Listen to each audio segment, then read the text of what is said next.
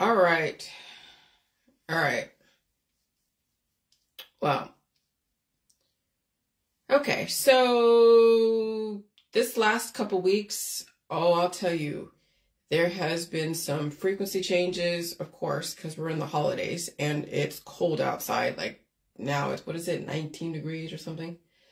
And yes, I felt my system moving. What do you mean by that, Jillian? Well, both arms were sore the last few weeks. Like both arms were sore the last few weeks. And they were sore, what does it say, is Monday. They were sore over the weekend. They were sore last week. Yesterday, it kind of came to a head yesterday. It's kind of weird. Because you don't think about things coming to a head until you release those demons and everything is great. It's like a whole brand new day, and that's like today. But yesterday, my husband was taking care of some stuff, and I was waiting, because I was waiting around for this whole weekend. Because I know this weekends he likes to sleep in. He'll do stuff, like he did stuff on Friday, and then Saturday was just like he slept in. And I thought we might be shopping, but we weren't. So I was just kind of waiting around for him, trying to figure out what he. And he just wanted to chill. I'm like, okay, that's fine. So it's kind of like when we don't have anything planned, I just realized that we just got to just chill out. So I chilled out on Saturday. Yesterday, I was waiting around for him too, because I know he has to get stuff done. He's on the truck today. He finally is over whatever he was over as far as his back pain and all that. And so I was just kind of like irritated, not even at him, just irritated. I was like, I felt like I didn't know what I wanted to do. I wasn't really hungry. I mean, we had pizza Saturday night, but I wasn't even hungry for that. I only had like one piece. And then the next morning, I'm like, I'm not even hungry. I was just too agitated to be hungry. I feel the energy and I was just agitated, but I couldn't really pinpoint what it was. Okay. And so then I'm like, all right, give me 1 second. I'll just look at some stuff here.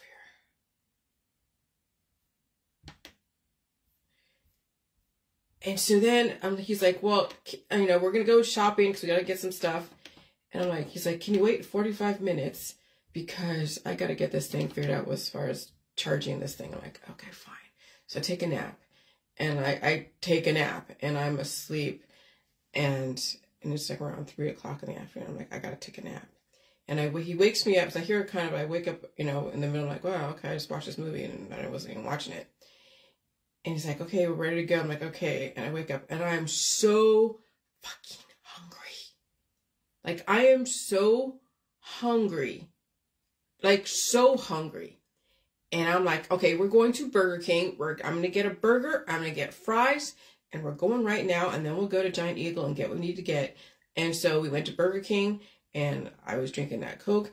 And I was mashing on that burger. And the fries and the onions.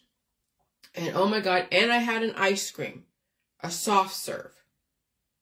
Because I was just like, okay, that's how and it was the most satisfying meal. Because I really didn't eat even the night before. It was so weird. It's so weird. But I'll tell you, I woke up around 3 o'clock, 4 o'clock, 2 o'clock or whatever yesterday, so fucking hungry. And so I mashed on that and just like it felt so good. I swear to God. And we went shopping and I wasn't hungry, of course, because we just ate. So we got food and we got what we needed to get. And so I come home and I'm just like, oh my gosh. And I just feel like, oh, whatever. And then I released a bunch of demons, like pooped a lot. And I slept and then a lot came out this morning and I feel great. Okay. And I'm telling you, the power is in releasing this shit and going through feeling like my armpits, like seriously, my armpits both have dark lines underneath my armpits. Dark lines. Why do you have dark lines under? Because they're open. I have an open system. Right now, people are dying from a relatively closed system. Kids are dying from infections or getting things amputated because the growth is so excessive that it is causing then, what is it? I don't say it's causing necrosis. is causing parts of their body to die. Because why is that? Because it's blocking the blood supply. The growth is happening that quickly that people are getting heart attacks, strokes, aging excessively, like literally aging excessively, or these kids are dying from infection, or women between 45 and 47 are getting things taken off, amputated, because there's death. There's no oxygen getting to different parts of their body. And so, yes, things are falling off. And so when I'm feeling the arm pain, I know my body is moving whatever excessive growth. Like, I don't get hives. I didn't get any hives the last couple days. You know what I was feeling? The arm pain. And I was feeling the sting of my pits. I was feeling the sting of my pits opening up and releasing those demons. Because if I didn't have my pits opened up, you know, all that growth would go right to my heart and potentially could even block the heart, maybe even block the brain. And that's where the diet suddenlies come from. That's where they come from. That's where the diet suddenlies come from. Is that people have a relatively close immune system, that different parts of their body are atrophied, sluggish. And so then the growth goes and coagulates somewhere else. Just like when you're looking at these, communities of tunnels of water, and then you block the water here, the water builds up and then it overflows, or it doesn't even overflow, it goes over here and then goes over here, and then it causes more of a deluge over here. And so, but at some point, then the water just keeps building up, and then either it's like overflows, like it breaks the banks, breaks the blood vessels, and that's why people dying from aneurysms, strokes, heart attacks. That's why all the diet suddenlies, people are just like completely oblivious. They don't understand growth. They don't understand the open immune system. My book, okay, I touch upon an open immune system. But see, here's the thing. We just had the holidays. Okay, and so the holidays, you're on planes, trains, automobiles, and the frequencies are up, of course, because even when the rains came the last couple days, I felt the energy. It was raining yesterday. I felt the energy. It rained the day before. I felt the energy. And they're traveling, hanging out with people, taking in all the microbial growth, and that incubates. That incubates, and that lays dormant for a minute. Some people die from it, okay? But that incubates, and that growth, then, if you're not feeling stuff because you're under the influence or whatever else, then that ages you. You wake up one day and then your face is like sunken in. You wake up one day, you lost your hair. Well, maybe not so much right one day, but you wake up one day, you're waking up with shit going on. You get a diet, you're going to the hospital. You're fainting. That's what's going on with people, is they don't realize that their lifestyle, them hanging out with people, and I'm not even saying they should be wearing a mask, because I'll tell you, it might help. I mean, obviously, that's why they recommend it, but they can't force you. They're not forcing anyone. But, I mean, when you're out there with people, large groups of people, whether it's your family or friends, your coworkers, strangers, and you're taking in all the ectoplasm, if you don't believe in ectoplasm, find all the microbes, all the environment, and it's going and doing a microbial fornication type of thing, causing offspring, causing growth. That's why people cough, sneeze, and blow their nose or get colds, because that growth from being out there. Well, it's incubating. It's incubating, and then one day you wake up or you don't wake up. That's what's also happening to people, is that they're aging aggressively. Maybe even their hormones are off kilter. Maybe they're even more sexual. Or they're getting a diagnosable condition, or they're dying suddenly, or they're getting a resurgence of whatever is going on in their world that they thought they put to sleep through a remedy or a protocol.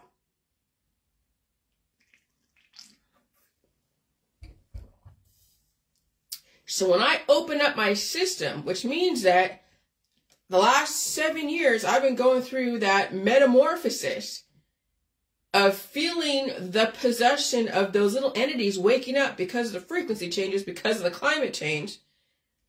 And I'm feeling stuff, and I'm sluggish, like my husband, he was sluggish last week, and he was barely getting up the steps, but he was getting up the steps, but he was leaning over the bed, like, with his elbows on the bed going like, oh my God, this fucking hurts. Oh yeah, I know how you feel, honey. And that was like last week.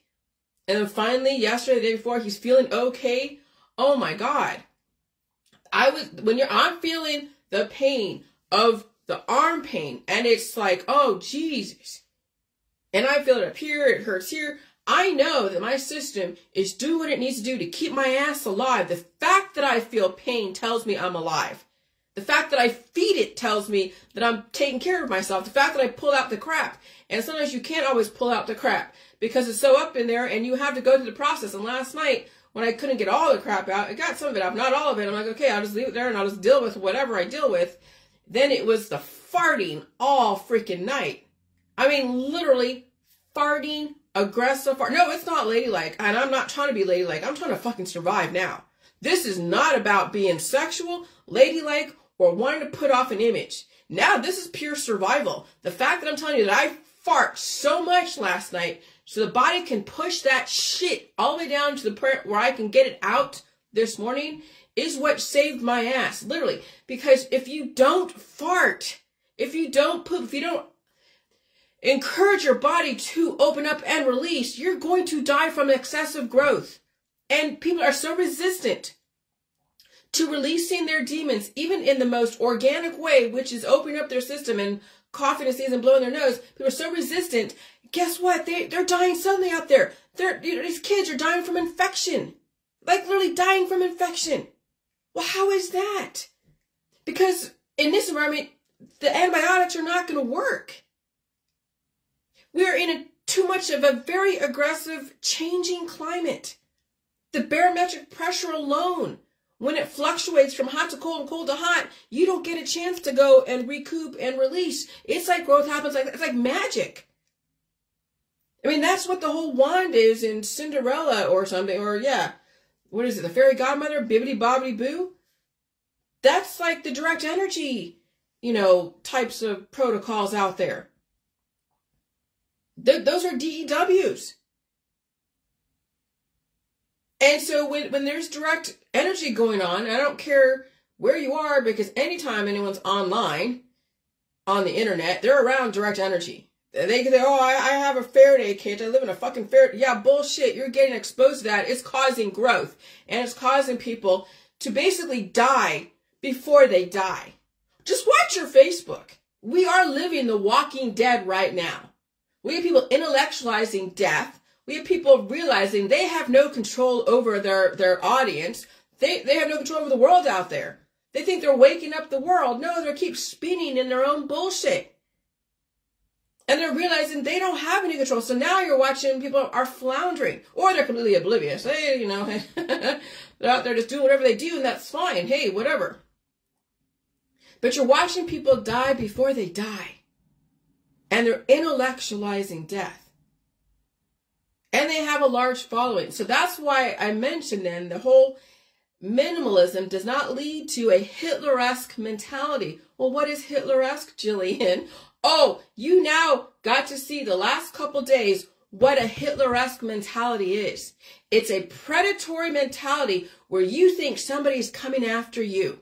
It is a phenomenon of someone who has done self-harm to themselves, right? Obviously, has practiced major amounts of self-harm. And since they've had that done to them for generations, they now projecting out there that there's an enemy. Like what happened in 1945 with Hitler. Nobody was attacking him. Okay? He does what he does, and he might have gone to jail and did whatever. He wrote his whole manifesto, Mein Kampf and all that. But what hit the psychology around Hitler was the fact that he did not like how his fellow countrymen how they ended up in World War I. Now, I'm just going off the top of my head. I haven't studied it totally extensively, but I've done enough research to kind of understand where he came from. But he was reacting from how his countrymen ended up from World War I, and he did not, and he's like, okay, the reason why we didn't win the war, or whatever the fuck it was in World War I, he then found a scapegoat. Okay? You know, Germany did self-harm to themselves in whatever manners. People were doing self-harm because they're doing their remedies, or having a bunch of babies, surgeries, or torturing each other for whatever reason, all their different religions and belief systems. And so when people are dying and they don't realize that all the self-harm they've done is causing them to die, and they can't figure out who the problem is because they don't even want to take personal accountability, they're out there blaming somebody. Okay? And so then it turns into a type of predatory blame, and then also genocide. Now, we're not allowed to do that, of course, obviously in the West. We're not repeating World War II, because that was for damn sure. You hear the Jews say that will never happen again. The Holocaust will never happen again. But the system knows this is innately what happens when people are dying. They will take down as many people as possible, and they will blame on their way out the door. And that's what Hitler was doing. And then the people around him that he had galvanized and radicalized, because they don't want to take personal responsibility over there in Germany back in 1945. So they found a scapegoat. They found the Jews, the gypsies, the gays, whoever it is they thought were not like society, who weren't part of the Aryan type of race. And so that's why the Holocaust happened. And so now you look at your Facebook and what happened the last couple of days when somebody saw the Dr. Phil show, and I wasn't harming anybody. I wasn't even anywhere near them. I had a thought process. And so what do they come do? They come hunting for these little mommies and grandmothers who claim to be like, oh, I have these grandchildren. I'm so peaceful. I have children. I'm so peaceful. I have grandchildren, and they're hunting me. And you remember this. I'm on my Facebook. I'm minding my own business on my Facebook. I'm not selling this protocol to people. I'm not going into groups and saying, hey, you should do the Jews. I'm not going in and messaging anyone saying, hey, you should read my book and do the Jews, right? I'm not doing any of that fucking shit. You know what I'm doing? I'm going on my Facebook and I'm talking about my experiences. Occasionally I will project and say you, but really it's I. But you get the gist where I'm coming from there. And you know what they do? They're purposely seeking me out, because even Facebook doesn't always recommend my stuff. Okay? And so they're seeking me out. They're hunting me like Hitler and the Gestapo and the Nazis hunting the Jewish people. These people on Facebook who saw the Dr. Phil show, who were radicalized by these hate groups, actually purposely type in my name and search me out. Now, if it wasn't in the virtual community and they were out there, they would be looking for me with torches and hangman's nooses and scythes, and they would look to take my head. They would be the townspeople that would go and drown the witches, the Salem witch trials. Those are the predators. That's the Hitleresque mentality. Those are the mommy and me groups. Those are those that are anti-V, V-A-C-C-I-N-E. Those are the people who are anti-GMO. They are anti-Republican, anti-Democrat. They are they're all over. We have developed a Hitleresque society, so you can see what happened in 1945 just by looking at your Facebook in a controlled way. When somebody, again, actively goes and hunts you and then says all these things that I never said, and if I did say, who cares? It's not illegal to have an opinion, and I've also have evolved that mentality and even evolved the research. I'm allowed to ask questions and even say, hey, what about this? And I said it publicly on Dr. Phil, that potentially, yes, the J-Jews could temper. I don't say turn anyone gay or straight, but I said something to the fact that maybe the J-Jews could do something, which it could have. I mean, it tempered sexuality in my world, and even the J-world tempered sexuality. But at that time, I came from a one side or the other, trying to figure out what is right, what is wrong, and I don't want to say right or wrong, but what is, you come from a specific standpoint at one point, then you realize that you take one side or the other, no matter what it is, and then you realize that it's all, Now I realize today it's all sexuality that's causing predatory behaviors, Hitleresque mentality. And then I'm realizing that through my protocol, not even so much a J juice, but through the protocol, it actually tempers sexuality. It actually releases the diversity out of your body, so you're not so like wanting to screw everything or go around so many people to take in all the diversity, then causing more predatory manifestations. And then actually it tempers sexuality, it tempers aggressiveness. The J world does. When you're releasing those demons, you're not going to be as hormonal and dying. You'll feel pain, yeah, but you're supposed to. You're not supposed to take away the pain. And if you do take away the pain, it's supposed to be FDA-approved protocols given by a doctor. Okay? And so, yes. And so you got to see then these mothers, and it's not even just people doing it to me. You're watching women out there with children, boys, girls, whatever, with children that are actively hunting a politician on Facebook and talking smack to them, actively hunting celebrities on Facebook, talking smack to them, actively hunting and throwing arrows at specific people they deem to be the enemy, specifically hunting Bill Gates, specifically hunting Klaus Schwab, specifically hunting people. And that's no different than those in the right wing, the Alex Jones crowd, those in the chemtrails activists, specifically hunting the people they think are the enemy. And so now you're watching the Hitleresque mentality all over your Facebook, and it's everywhere. And when you're doing it and when you're in it, you don't even see that you're doing it because it's a normal thing to you. It was normal back in 1945 until you step away from the war and see all the little Hitlers out there with their large following, their aggressive acid comments against people they think are the enemy, and they don't even know them. These are strangers. Biden is a stranger. Trump is a stranger, yet they love and hate this person. Bill Gates is a stranger to you. Jillian is a stranger to you. Klaus Schwab is a stranger to you.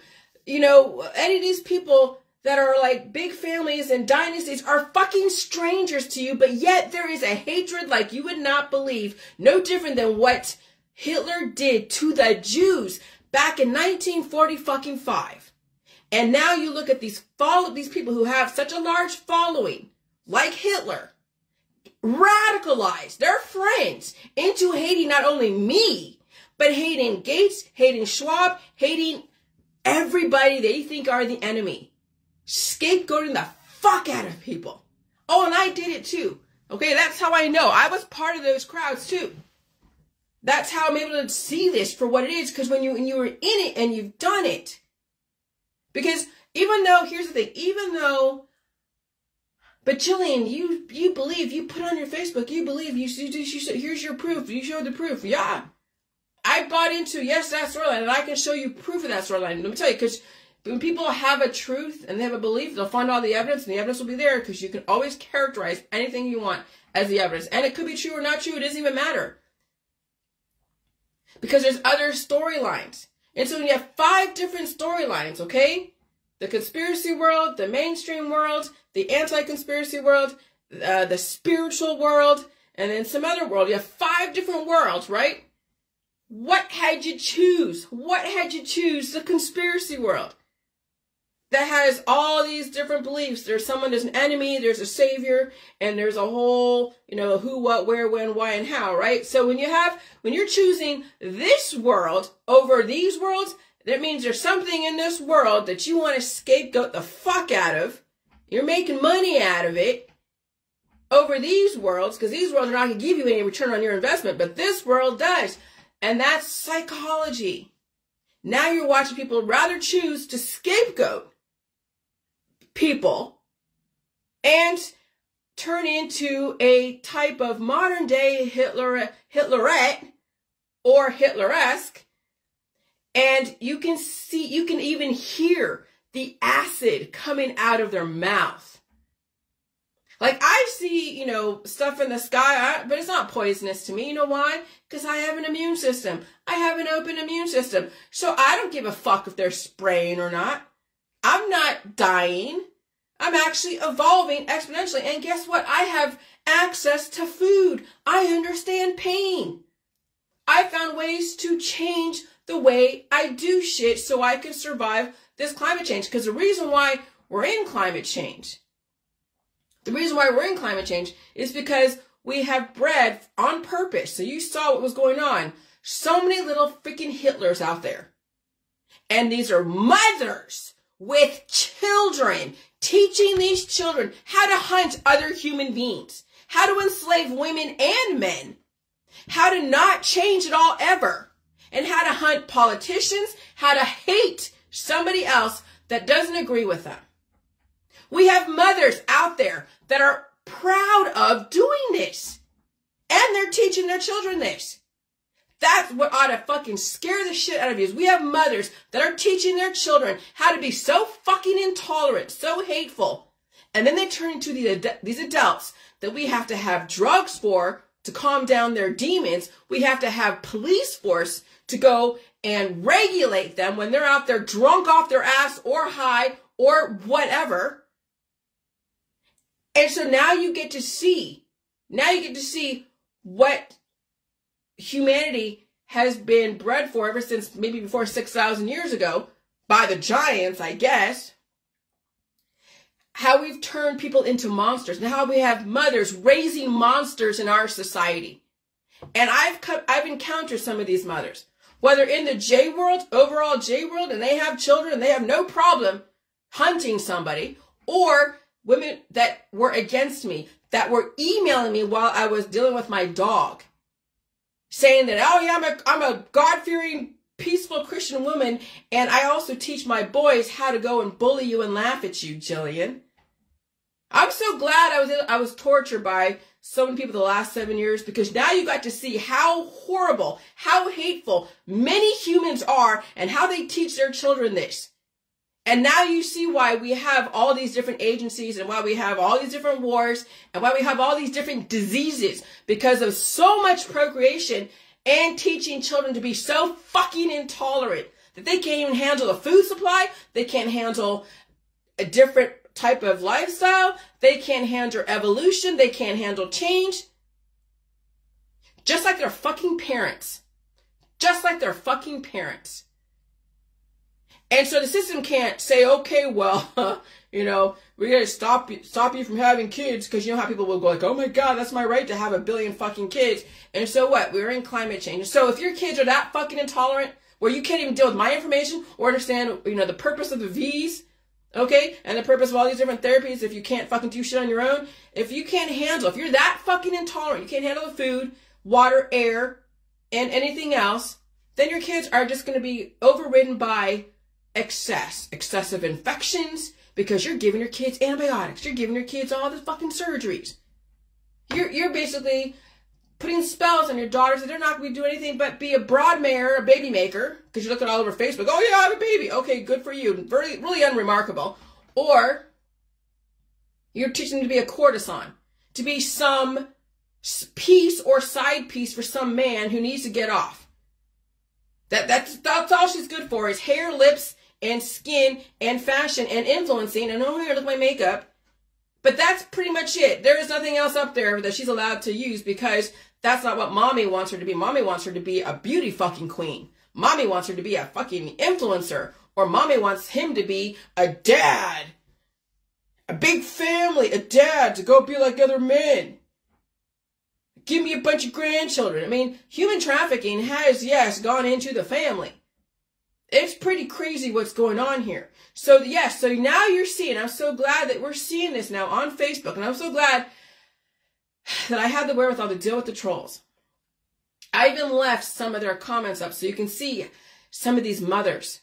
And just replace those words, okay, with what they're saying that, oh, Jillian, you're this, you're homophobic. I never said I was homophobic, but whatever, that's fine. But you'll see the hatred, you'll see the anger, you'll see the vitriol against me, and you will see then on other people's Facebooks, even in the J world, on people's Facebooks, against a person, place, or thing, or idea, or even just the environment. And you'll even see them hunt and go to other pages, public pages, and spew their hatred, their nasty, nasty, nasty, nasty mouth. And they have children. See, you had to see this. That's why this is, you had to see what happened with P. Diddy. That's why I posted the Kim Porter stuff. So you saw what allegedly he has done to the women in his world. You had to see what Epstein did to a bunch of people. Even how he ingratiated himself into upper levels of society. Watch these influencers out there. You will see the hatred. You will see, and you will see them also being so upset by somebody coming in and forcing them to evolve.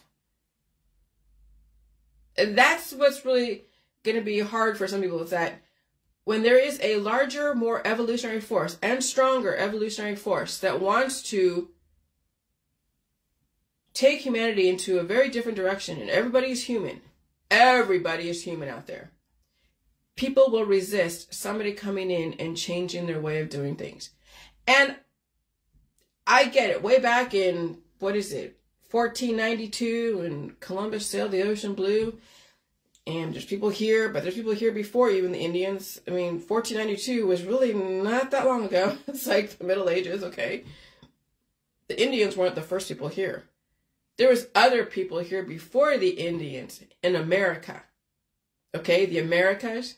They weren't the first original. The first original was way back in 2 million years ago. And then all the migration. You can go all the way back to the caveman, and then them leaping through evolution, through the orchids, through the meat eating, and that's all, you know, the cradle of mankind coming out of Africa and migrating to all the different places. So even the Indians cannot claim that they had a right to this land. Okay?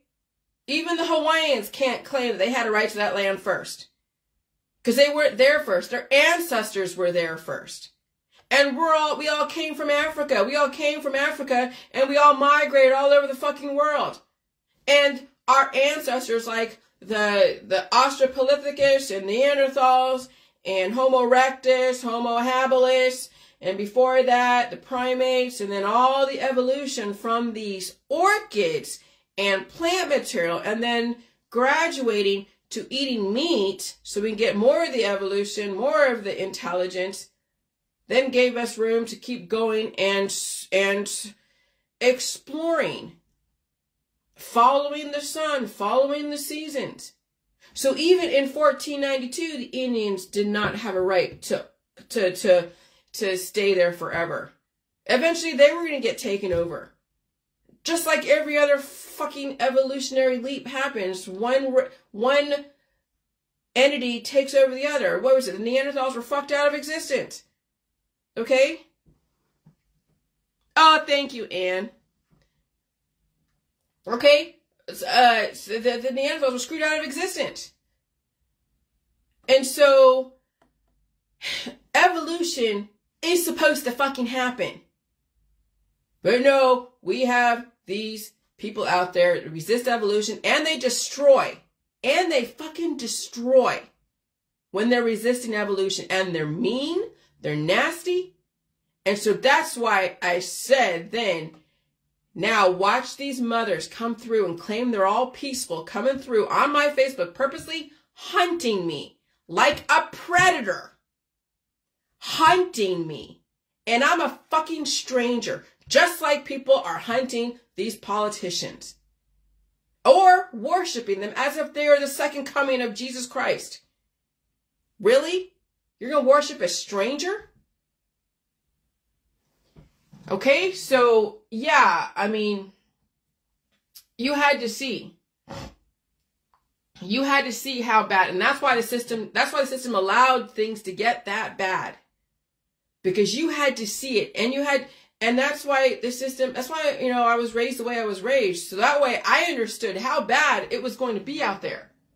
Oh, it's bad. Men can be very brutal. Some men can be very brutal out there. And we have mothers teaching their sons to be brutal to their wives. And she doesn't even know it. Because she's so acid-tongued or so, like, letting people walk all over her. And so her son will then find to gain his manhood and walk all over other people. Because he'll go the opposite, or he'll be just like someone to walk all over. A pushover. And we have women that are fucking brutal out there. I had men come after me, yes, and some still do, but that's their predatory mentality. Okay, not to excuse them, but there are women who are fucking predatory. And I got mostly hate from women out there when you think about it. I got hate from men, but it was mostly the women, the mommies. So then I'm proving now that, yeah, a lot of reproduction with children turns the mothers into predators.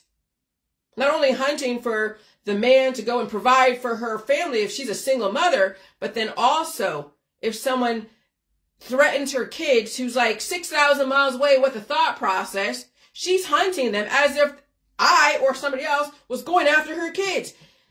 I'm so oppressed. You hear these people say, oh, I'm so oppressed. I'm so oppressed. People don't say I'm oppressed, but they're in their fucking home. No one's going into their home, but yet they're claiming they're oppressed.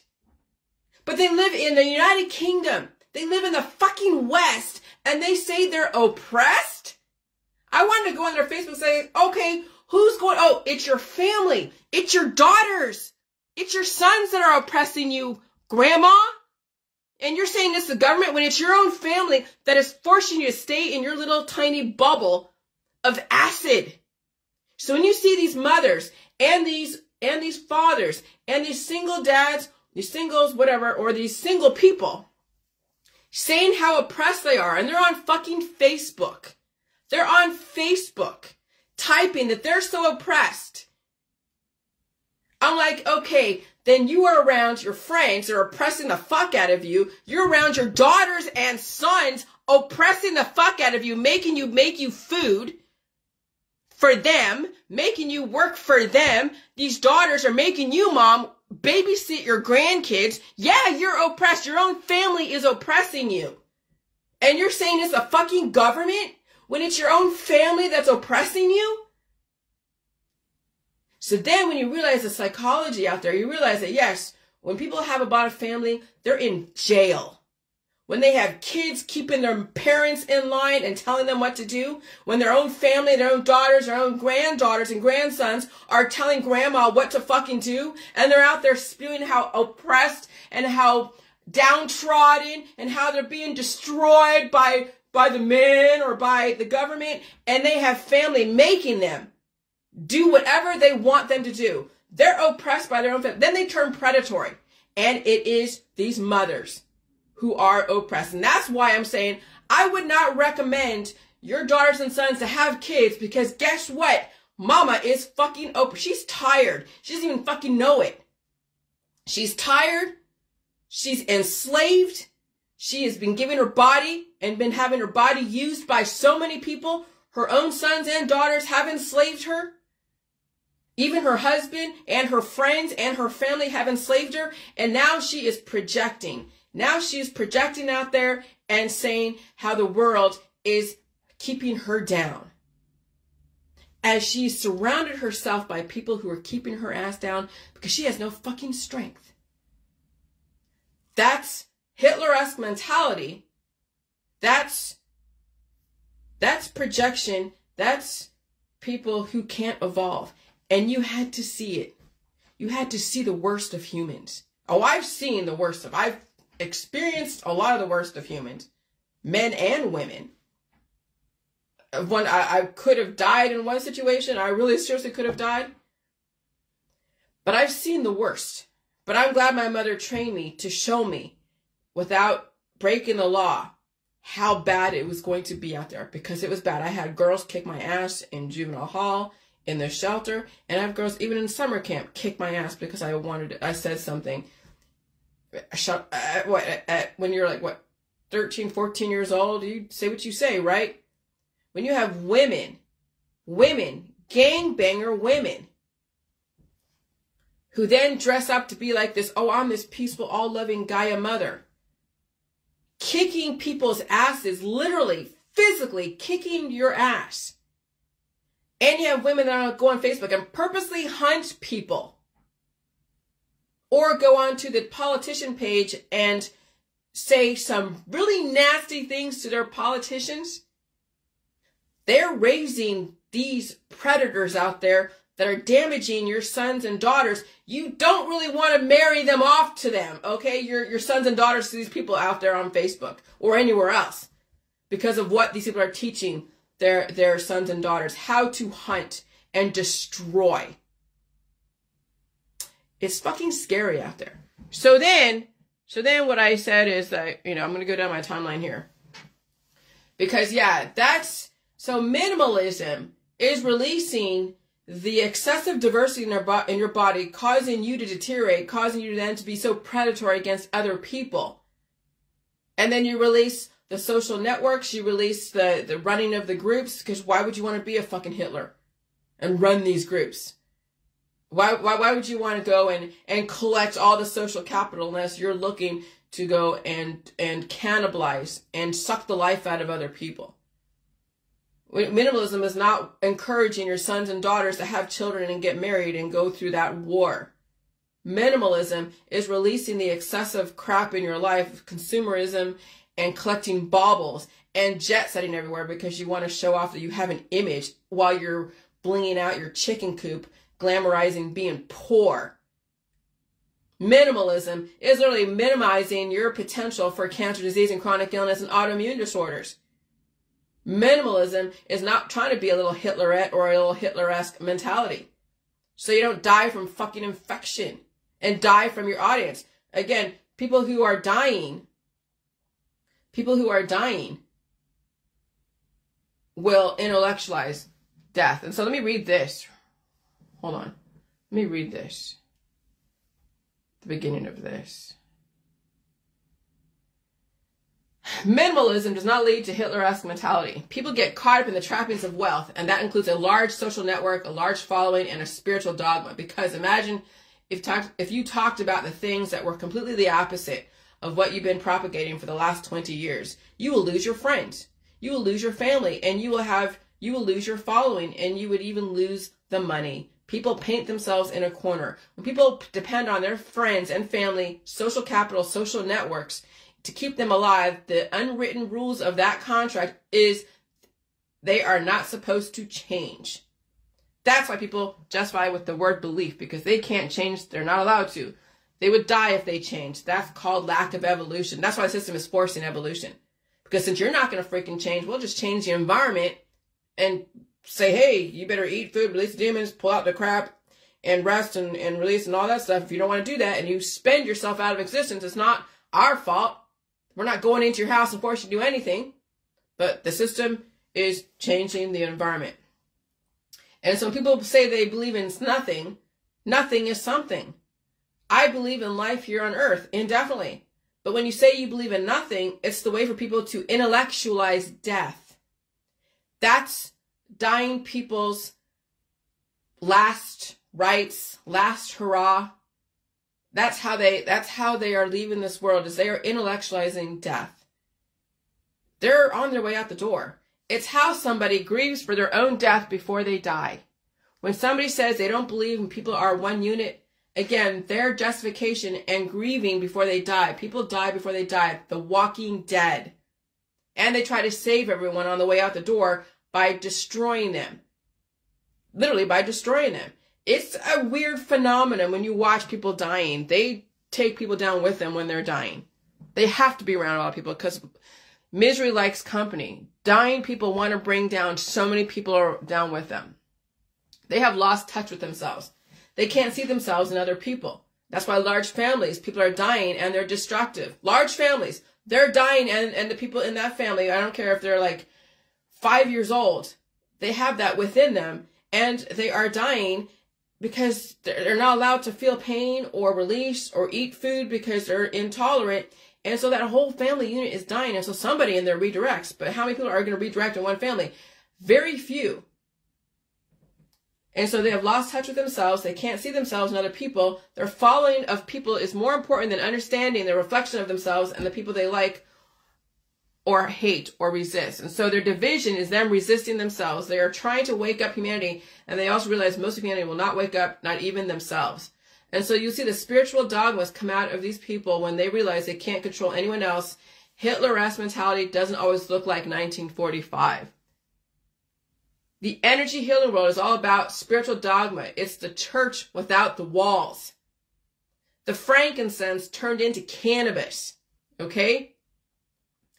Okay, so you're going to watch these spiritual dogmatic people dying, and they're going to be all about, oh gosh, it's either I don't believe in New Age, or I believe in New Age, or I don't believe in anything, or we're not one unit. I don't, or you will see them all justify how they have absolutely no control over themselves, and so they will intellectualize death on their way out the door. And so the frankincense turned into cannabis. It turned into a spiritual dogma, psychologically keeping people stuck with their own paradigm of resisting life, taking as many people down with them as possible, under the influence, resisting change. That's 1945 on cannabis, as they're blaming somebody else.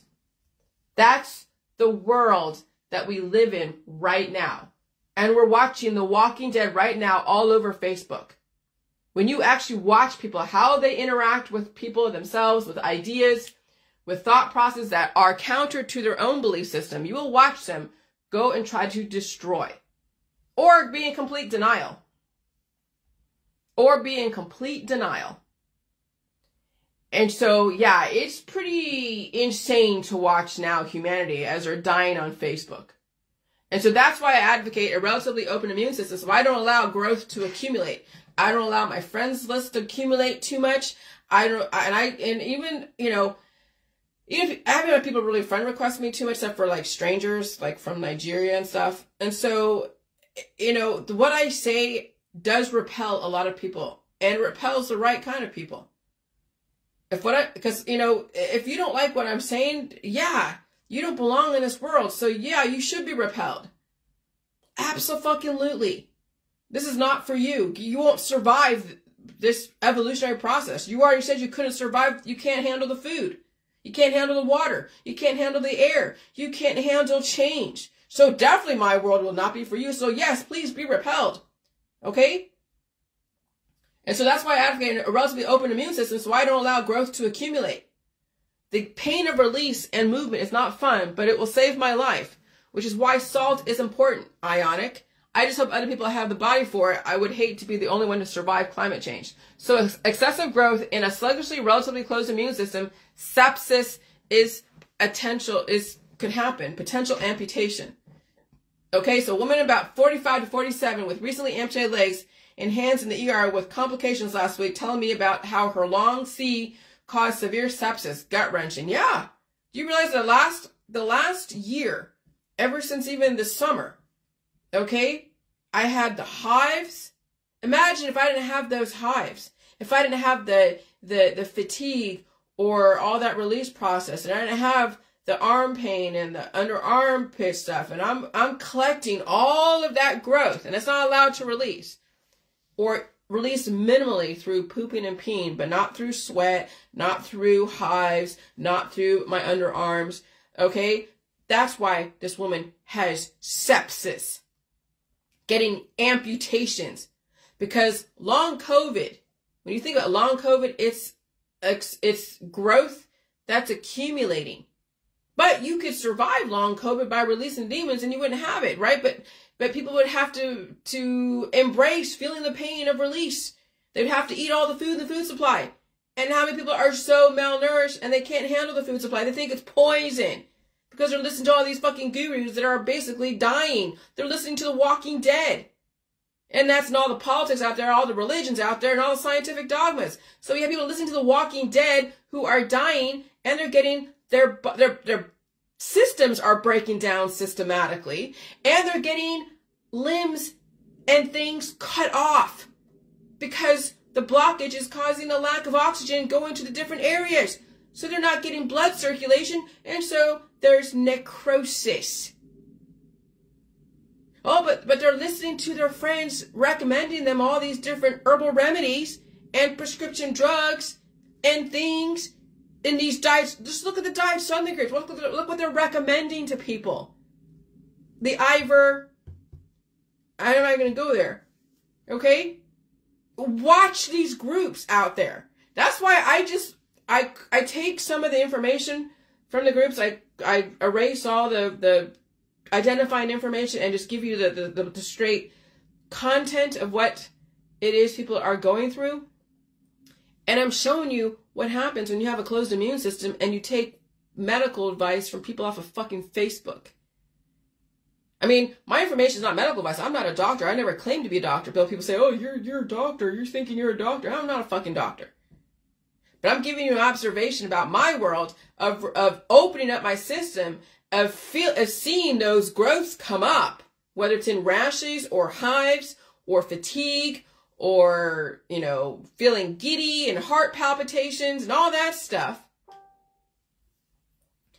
And I'm showing you that I can survive it, but it's necessary. It's fucking necessary. But I can handle it. I've conditioned myself the last 7 years.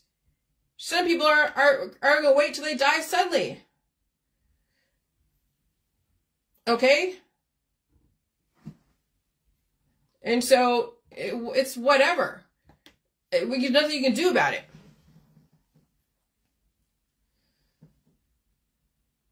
And so I was talking about Hitleresque mentality as of watching these trolls come through and just give me a piece of their mind, and their mothers and grandmothers who hunt humans and teaching their kids how to hunt humans.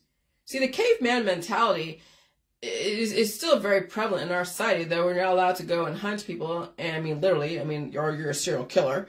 And so what people do, they go and hunt humans on the internet. But if given the opportunity, when they're that radicalized, they would go and hunt somebody and actually physically hurt them. That's why I call the FBI, because the amount of vitriol and the hate from even one person in these hate groups that are out there, the hate, I hate jelly juice shit, whatever. Some of the vitriol and some of the things that they've said, and they even go under different accounts so they can look like they're hiding or something. Yeah, if given the opportunity, they would go and hurt somebody. But since they don't want to go into the justice system and end up, you know, in death row or in general population inside a jail, they would rather than hunt somebody spiritually. But again, if they become that radicalized and they feel that they have a justification, yeah, people have potential to do that. I'm very aware of all that. I'm not in fear of it. Come on. If you really think that I'm so horrible, that I'm that horrible, that you think I should die, wow, what makes you better than me then? If you're going to actually purposely hunt me and I'm nowhere near you, I just talk about potential indefinite life. I talk about potential indefinite life. I talk about releasing your demons so you're not tortured by them. I talk about saving yourself so you don't have to fucking die for somebody else and have some stranger put their hands on you and in you. Why is that something that you think that I should die from, whether through email, whether through on the internet, or face-to-face in person? But again, I've experienced women kicking my ass in junior high, or, yeah, well, before junior high. I've experienced women in the shelters kicking my ass. I've experienced men out there that will do horrible things to you if given the opportunity. Okay? I have seen really horrible humans. Okay? And I've experienced humans on the internet saying the most horrific shit ever. Okay? So you know how we have not really evolved too much as a species, and so that's why we're in a great reset. Because we have women raising these children, men raising these children to be predators. Again, we have them raising them to be predators against LGBTQ, against the black population, against so many different people that are different to them. We have people raising these kids to be so intolerant that when given the opportunity, they would commit violence against somebody and would feel justified. We have people in the religious world that would feel justified hurting somebody else. We have people in the political world feel justified in hurting somebody else. In the science world, feeling justified hurting somebody else. And we come to find out salt isn't fucking poison. People were drinking water, and you're supposed to feel fucking pain, and you're not supposed to take away somebody else's pain unless it's going through an FDA-approved protocol called the FDA, called pharmaceuticals. And so that ought to tell you that you're supposed to feel the pain and feed it, but people are afraid of food, and they're predatory, and they're dying, and they're intellectualizing death, and they're taking down so many people with them. We're watching again The Walking Dead right now. Intellectualizing death. And they're going through all the spiritual dogmas that they can to justify it.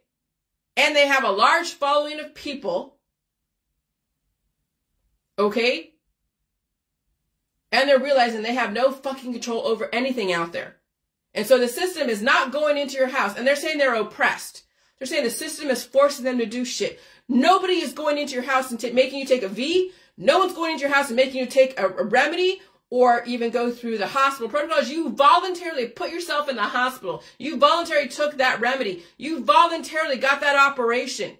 You voluntarily get oppressed by your daughters and your sons as you're saying you're oppressed. You voluntarily surround yourself by people who put the jails of tradition around you, and yet you are blaming somebody else for your freaking plight in life.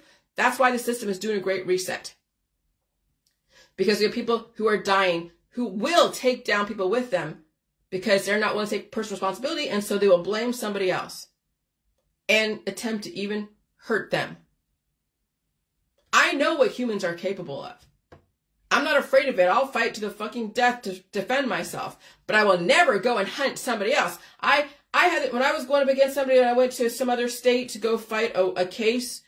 Okay, I knew where that person lived. I was a defendant against the plaintiff. I wasn't going to go to her house. I'm not that kind of person to go hunt somebody. I don't go and protest against somebody. I was in the same town. I was at the courthouse and I won the case because she never came to that freaking trial. But I didn't go like, oh, well, I know where she lives. I can go over there and go say hi to her. And I don't terrorize people. I don't fucking terrorize people. That's not who I am. Everything is done through the justice system.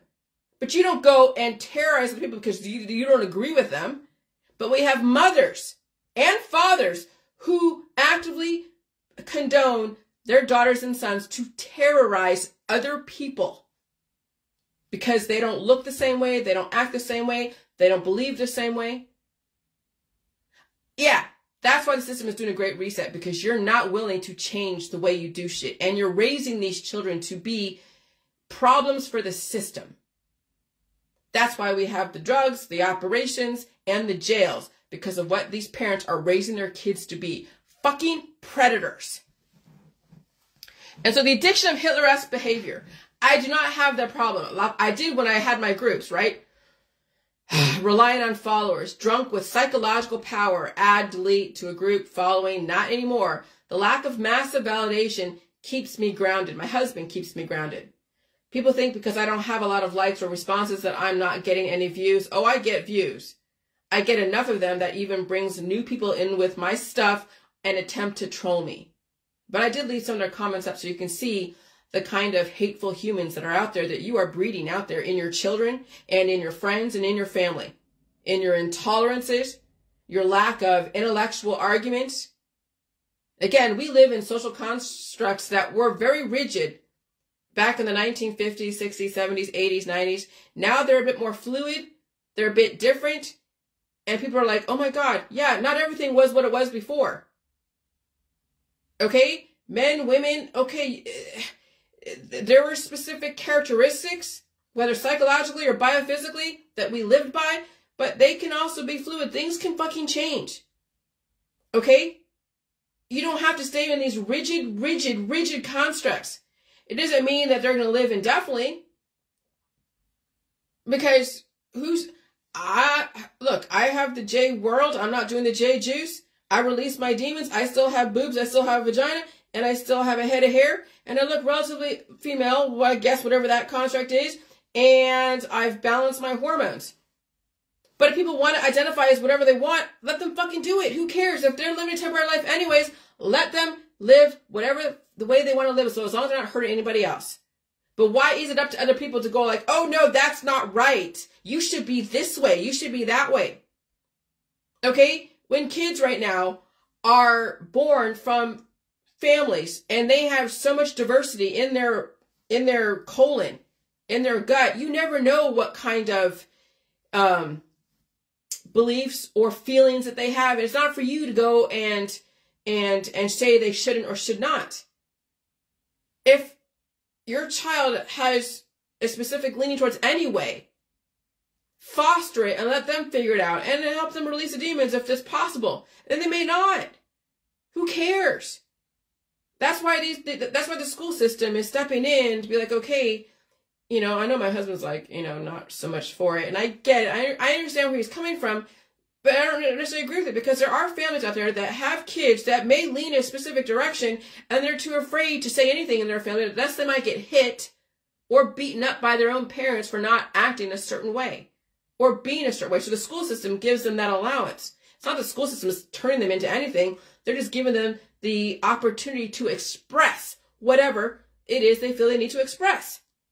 And the school system is run by psychologists who understand how to deal with people's demons, whether it's hetero, whether it's LGBT or objectophilia or whatever. They understand how to bring out what's in people, and if people change, then they change. If they don't, then they don't.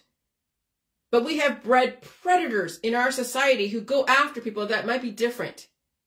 But you have to be intellectually capable to understand what's going on and know how to talk about it and realize it's out of your hands.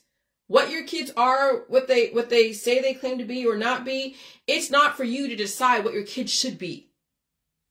They are what they are, and if they want to express it, let them express it. But again, we have parents who are predatory, who will not allow their kids to express themselves in the way that they need to, if they need to. And so that's why then we have predators in our society, because then they have so much of who they think they are or who they are, okay, suppressed. And then coming out later on could be deadly to them. Okay? And again, remember, I never said that the J world will turn gay into straight. I might have said it. I don't know. I don't remember when I said it. And it doesn't even matter, because I was asking the question.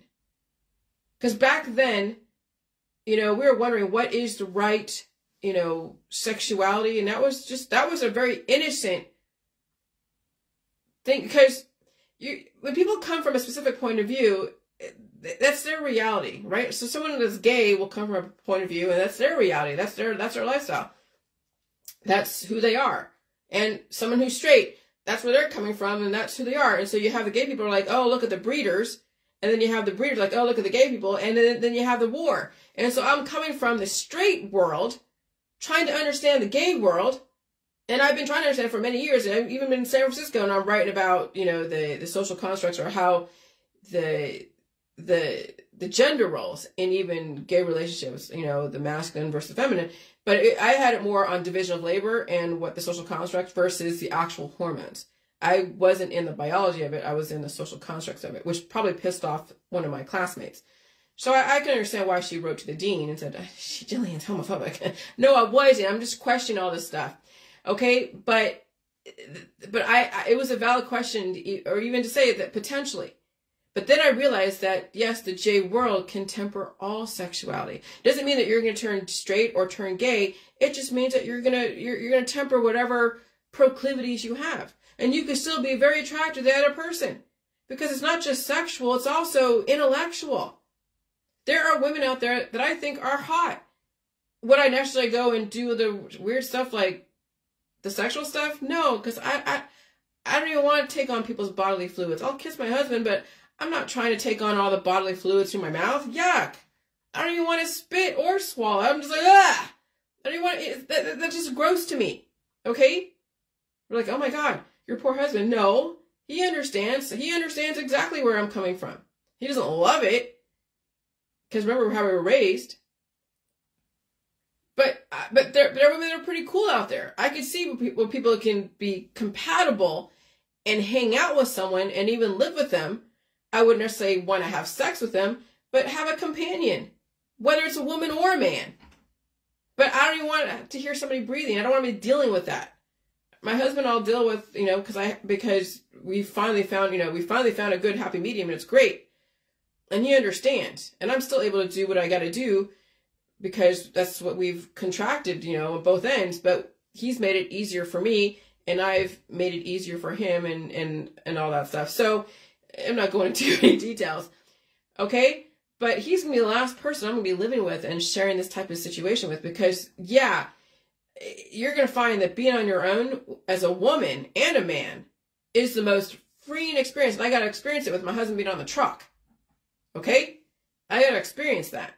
So when he's on the truck 5 days out of the week and I'm here alone, that's freedom. And then it's nice to hang out with somebody on the weekends. But yeah, people need their space. I need my space. Those that have a hard time being on their own need to have company around them, that need to have a following, whether it's a family or someone next to them all the time. If I didn't have my husband, I would maybe have one friend or two friends that maybe I'd go see occasionally, go visit, and then come back home. There's plenty of people out there I know, in Ohio, that'd be like, okay, I'll go have coffee with you. I'll go have dinner with you. Go see a show, and then come home and do my thing. Okay, I mean, living by yourself and being relatively self-sufficient in the West, that's what I'm saying. That's what I'm saying. These girls and these boys out there, when they're told that they should have a husband or a wife and that they should never be alone or be single and cultivate their brain, yeah, they're in a jail. They will be in a jail. And imagine these sons or with these daughters out there that have like 5 or 6 kids. And now that the son is now saddled to a job that must pay for those children or also pay child support. If he wants to walk away, he can't because he has to pay child support. So maybe it behooves these fathers and mothers out there to redirect their children so they're not getting saddled into oppression of family. That's why these women out there who hate the chemtrails out there and say that, oh, people don't see their oppression. They're oppressed. You're oppressed because you have a bunch of family. You have daughters and sons that are keeping you tied up in your house and your grandsons. As you're saying that the chemtrails are oppressing you. Really? Live in fucking reality. And so, the fact I don't get a lot of responses or likes means that I'm not selling my soul to anyone. When you cater to a particular audience and you have a large following of people who like your stuff and comment continuously, like so many people sharing your information and sharing your stuff, and you're not saying anything to both sides of the argument, only one side, and you're always looking for agreement, playing to one side or the other, being very careful to be non-controversial or all about love, you sold your soul. I challenge everyone, not just one side of the argument. I don't expect anyone to like me or my information because I will challenge everybody, even myself. Okay? Even myself. Because when I'm going off on my little tangent of like, oh God, this, and this, I'm like, oh my God, am I doing that? And if I am, like I'm saying, like people who are like rich minimalists, which you can't be a rich and a minimalist at the same time. And I tell them, get off of Facebook, get off of Facebook and go do it. I'm on Facebook. Stop sharing all your little foods. And I'm sharing food. Okay. So I erase that because that would be disingenuous because I share food and I'm on Facebook. But it's how you're using Facebook and what kind of food are you sharing. Okay.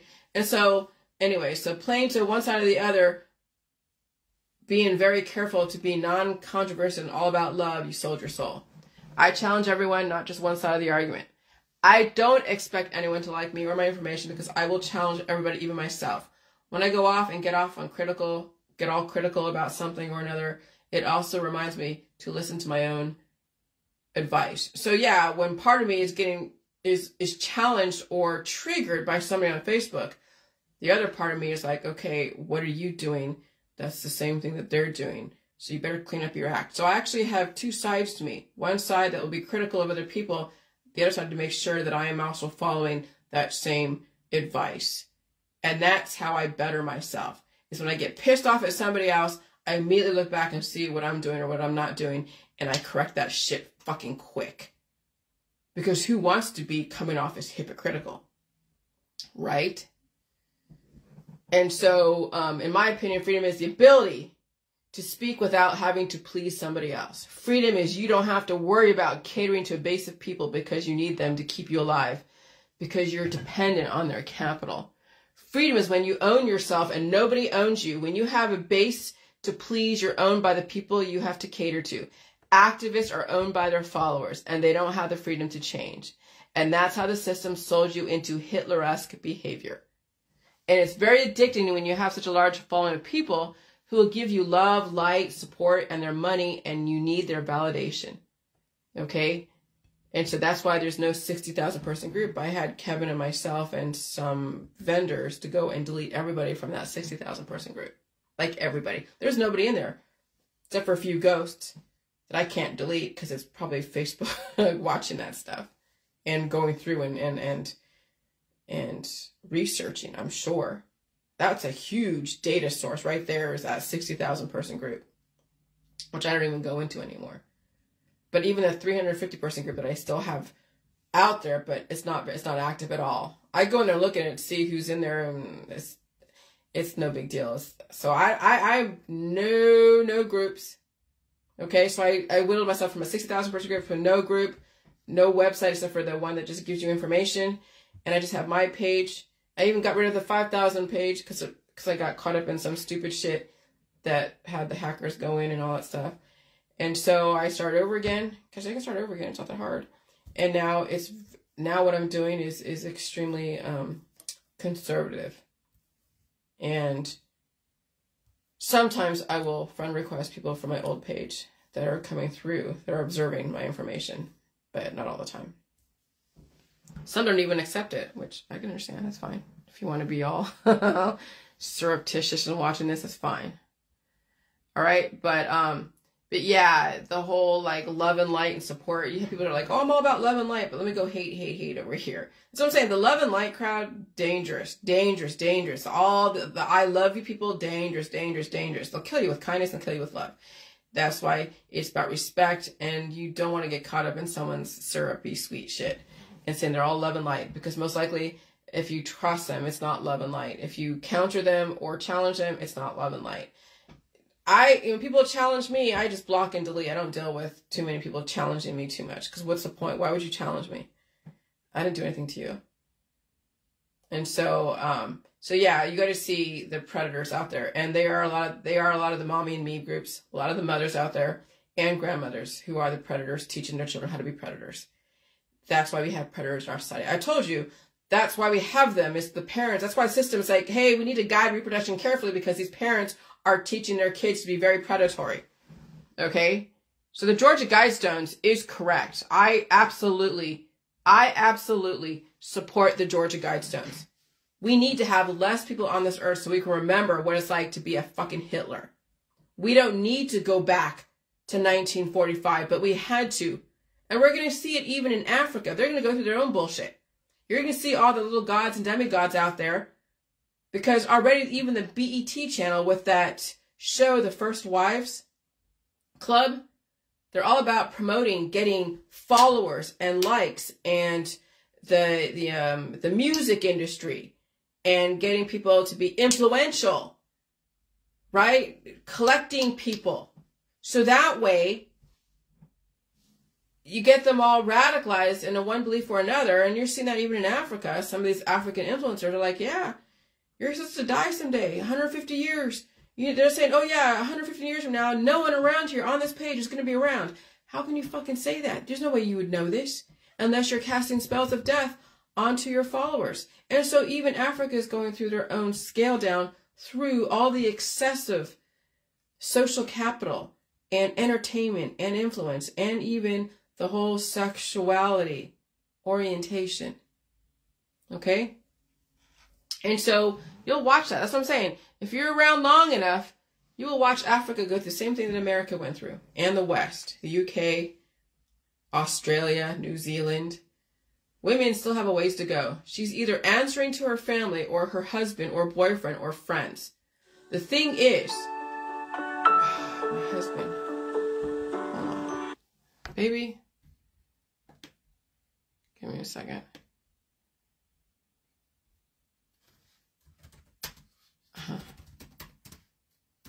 Hold on.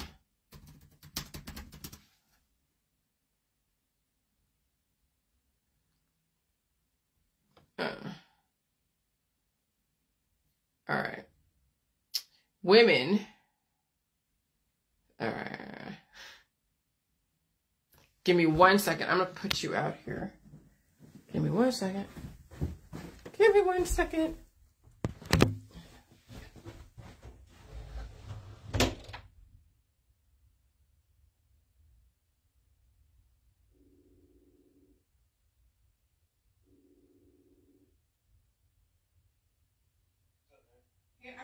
phone out there in the other room because I'm on Facebook Live. Are you okay? Yeah. UPS is showing that it'll be there today instead of tomorrow. What is that? That's the Mega Live transducer. Oh, okay. All right, that's fine. So if I see them, I'll let you know. Okay. All right. Bye.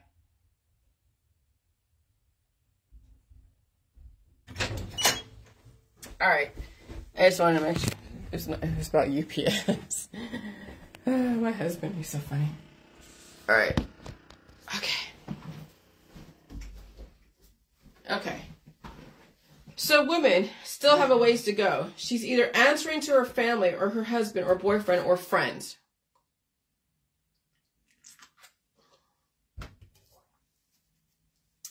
The thing is, women become trapped when they have health issues and they are forced to depend upon somebody else or be on some kind of drug to get her through. Women need time to get their life back. Will she get the opportunity to get her life back or be forever enslaved in a family or answering to somebody else and then die suddenly? When will she answer to herself? All right? When I listen to right-wing YouTube pundits talk about marrying their daughters off and expecting them to have a baby, that's basically family and child enslavement. When you expect your daughters and sons to have children. And I've heard these two twins, they're two right-wing African-American twins that are like, yeah, I have a daughter. I expect her to have a child when she gets older. I expect her to have a family. And these are some pretty right-wing African-American men on the radio. And they're funny that you listen to them, but they have an expectation from their daughters to have children. And it probably doesn't even matter if it's dangerous for her to have a child. They will expect, the parents will expect their daughters and sons to have children. That's how human trafficking is legitimized through the family. And so when I listen to right-wing YouTube pundits talk about marrying their daughters off and expecting them to have a baby, that's basically family and child enslavement. When you expect your daughters and sons to have children. In this environment, it is very dangerous for anyone to have a child because it taxes the immune system and the cardiovascular system, and people are already laden with predisposed issues. That's why these kids are dying suddenly from cardiac arrest. That's why these parents are dying from cardiac arrest. You think these kids have a chance when they're already coming into this world at a deficit with predisposed issues and afraid of food because mommy told them food was poison, here, only eat this, in a highly accelerated dynamic environment? When I see left-wing women groom their girls to be Stepford wives, but not encouraging children, you're basically saying that she's only good to be somebody's sexual plaything, otherwise known as a courtesan. Women haven't really broken the glass ceiling. The men and the fathers of our society still dictate how they use their bodies and who they give it to. It's when the women release themselves from their mothers, grandmothers, fathers, grandfathers, and even set themselves a bit more independent of their husbands and girlfriends and develop her own path away from those traditional roles. But as you know, human sexual slavery has been around for thousands of years, and they just made it credible and legit through the family. Most men have it easier because they were built to work every day and they have been conditioned to be the breadwinner. But if he wants somebody to get him off, he either has to go and buy a person or a prostitute or marry someone or date somebody. Men really don't need women. She has to be the one to sell herself to him. And she does, and then she disfigures herself to do that. That includes pregnancy. What if she didn't have to do that? And so I said the hashtag died suddenly worldwide, hashtag died unexpectedly. Reproductive factors in women contribute to the risk of cardiovascular disease. An earlier first birth, a higher number of live births, and starting periods at a younger age may be linked to higher risk of cardiovascular problems. So how many girls are starting their periods earlier? How many women are bearing premature babies? How many women have so many children? That's why there's such risk of cardiovascular disease. Because we have parents, mothers and fathers, enslaving their children to disfigure themselves through pregnancy, operations, to be somebody's sexual plaything. That's why women haven't really broken the glass ceiling, because they're still catering to their parents and family and friends to be something that's going to compromise them in the future. And so, cardiac risk factors and prevention. Well, women's reproductive factors and incidence of cardiovascular disease in the UK. And so, background, the abstract. Studies have suggested that women's reproductive factors are associated with the risk of cardiovascular disease, CVD. However, findings are mixed. We assessed the relationship between reproductive factors and incident CVD in the UK Biobank. Methods between 2006 and 2010, the UK recruited over 500,000 participants aged 40 to 69 years across the UK. During 7 years of follow-up, 9,054 incident cases of CVD, 34% women, 5,782 cases of coronary heart disease, 28% women, and 3,489 cases of stroke, 43% of women, were recently recorded among 267 to 44 women and 215,088 men without a history of CVD at baseline. Okay? Cox regression models yielded adjusted hazard ratios for CVD, CHD, and stroke associated with reproductive factors. Okay? Now, I'm not going to read all of this, but I'm going to say this. Why do you think now they're saying, let's calm down on forcing these girls to have babies because you, grandma, have a bone to pick with the world and you want a kid, a grandkid, to give you some credibility because you don't have any for whatever reason? Okay, and so that's what I'm saying. These poor children. And so this lady, this TikTok star, shares her agony after her 2-year-old son inexplicably dies of cardiac arrest. It's not just the mother. Now it's these children who are born deficient because of the environment. And they have so much growth going on, they can't release because they have deficiencies, sluggish immune system. And so they die from cardiac arrest. Or they're born premature, or not even premature, or there's stillbirths going on out there. Okay, they're blaming it on different things, but really when you think about it, with a highly accelerated environment on predisposed issues, and people don't want to change ever, they still want to have their children, they still want their big families and highfalutin lifestyles, jet-setting everywhere, claiming they're oppressed, as they're hanging out in rich hotel rooms, expensive hotel rooms, and they're saying they're oppressed. This is also why you don't want to encourage your daughters and sons to have children, because the writing is on the wall. Not only does it make the mother weaker, but also the offspring. Cardiac arrest is no joke, 50-50 chance. Your daughters and sons deserve to have a long life if you value life, mother and father. If mother and father doesn't value their life, then their kids, yeah, they're going to be questionable. They're going to survive. Okay, and so then you had to see how bad absolute power corrupts absolutely. So the Hitleresque mentality is in the music industry, it's in the acting industry, it's in the influencing industry, the gods and demigods, it's in the activist industry. Just look at your Facebook. I was a part of that too. I played that game. I had a 60,000 person fucking group. Okay, I know what Hitleresque mentality is. I played it. You get drunk with power. And you saw how drunk with power I got in some of the videos a couple of years ago. And you saw even my mother come out of me when you think about some of the things that I was saying. Oh yeah, I was humiliating people. Absolutely. I was doing all the things that a person who has power will do when given the opportunity. And then you realize, oh God, that's like looking at yourself in the mirror going like, oh wow, that's an ugly way to be. And so, yeah, watch my old videos from way back when. That's some interesting shit. I don't watch them because, oh God, I lived it. I don't need to watch it again. Okay? But now watch what you say on your Facebook. Watch the mothers out there go and hunt a politician. Watch the mothers and the fathers out there go and hunt somebody and throw arrows at them that they try to go straight for the heart. And so I posted this Kim Porter picture from the site, and I said, read the comments on the link provided to you. The system wanted to show you how bad it could be when you give absolute power to someone who will be corrupted absolutely.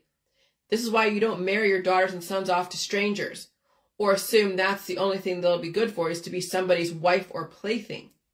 We have many women in our society that is their only go-to is their body, and they will be exploited if they aren't already. And these are the hot girls in our society who use their looks, and I should know how dangerous that is because I was one of them. But now, right now, in this day and age, it's even more dangerous. Oh, I played with my life. Believe me, I did. I survived it all, so I got to see how bad it could be. I know how bad it is for some of these girls, and they don't survive. They either get human trafficked or they died in that relationship, or they're recovering from a relationship. And even the man, too, with this woman or mother who is so aggressive to everyone around her and even her own daughters and sons. And she's not even trained to be aggressive enough to teach them how to survive situations. She's just brutal and aggressive and destructive. Or she's a helicopter parent protecting them from everything, and so the kid then feels entitled, and that has its own issues. And so the system is giving you a venue to put yourself on display so you can attract a predator of our society. So there are people like Mr. Diddy, allegedly, who might look good on paper, but you have no idea the habits in the bedroom. Women deserve to think they are more than just a body and a baby maker. Women and men deserve to have somebody believe in their capacity to expand their brain, not exploit their own body. But again, you can't change people. But you get to see what humans do.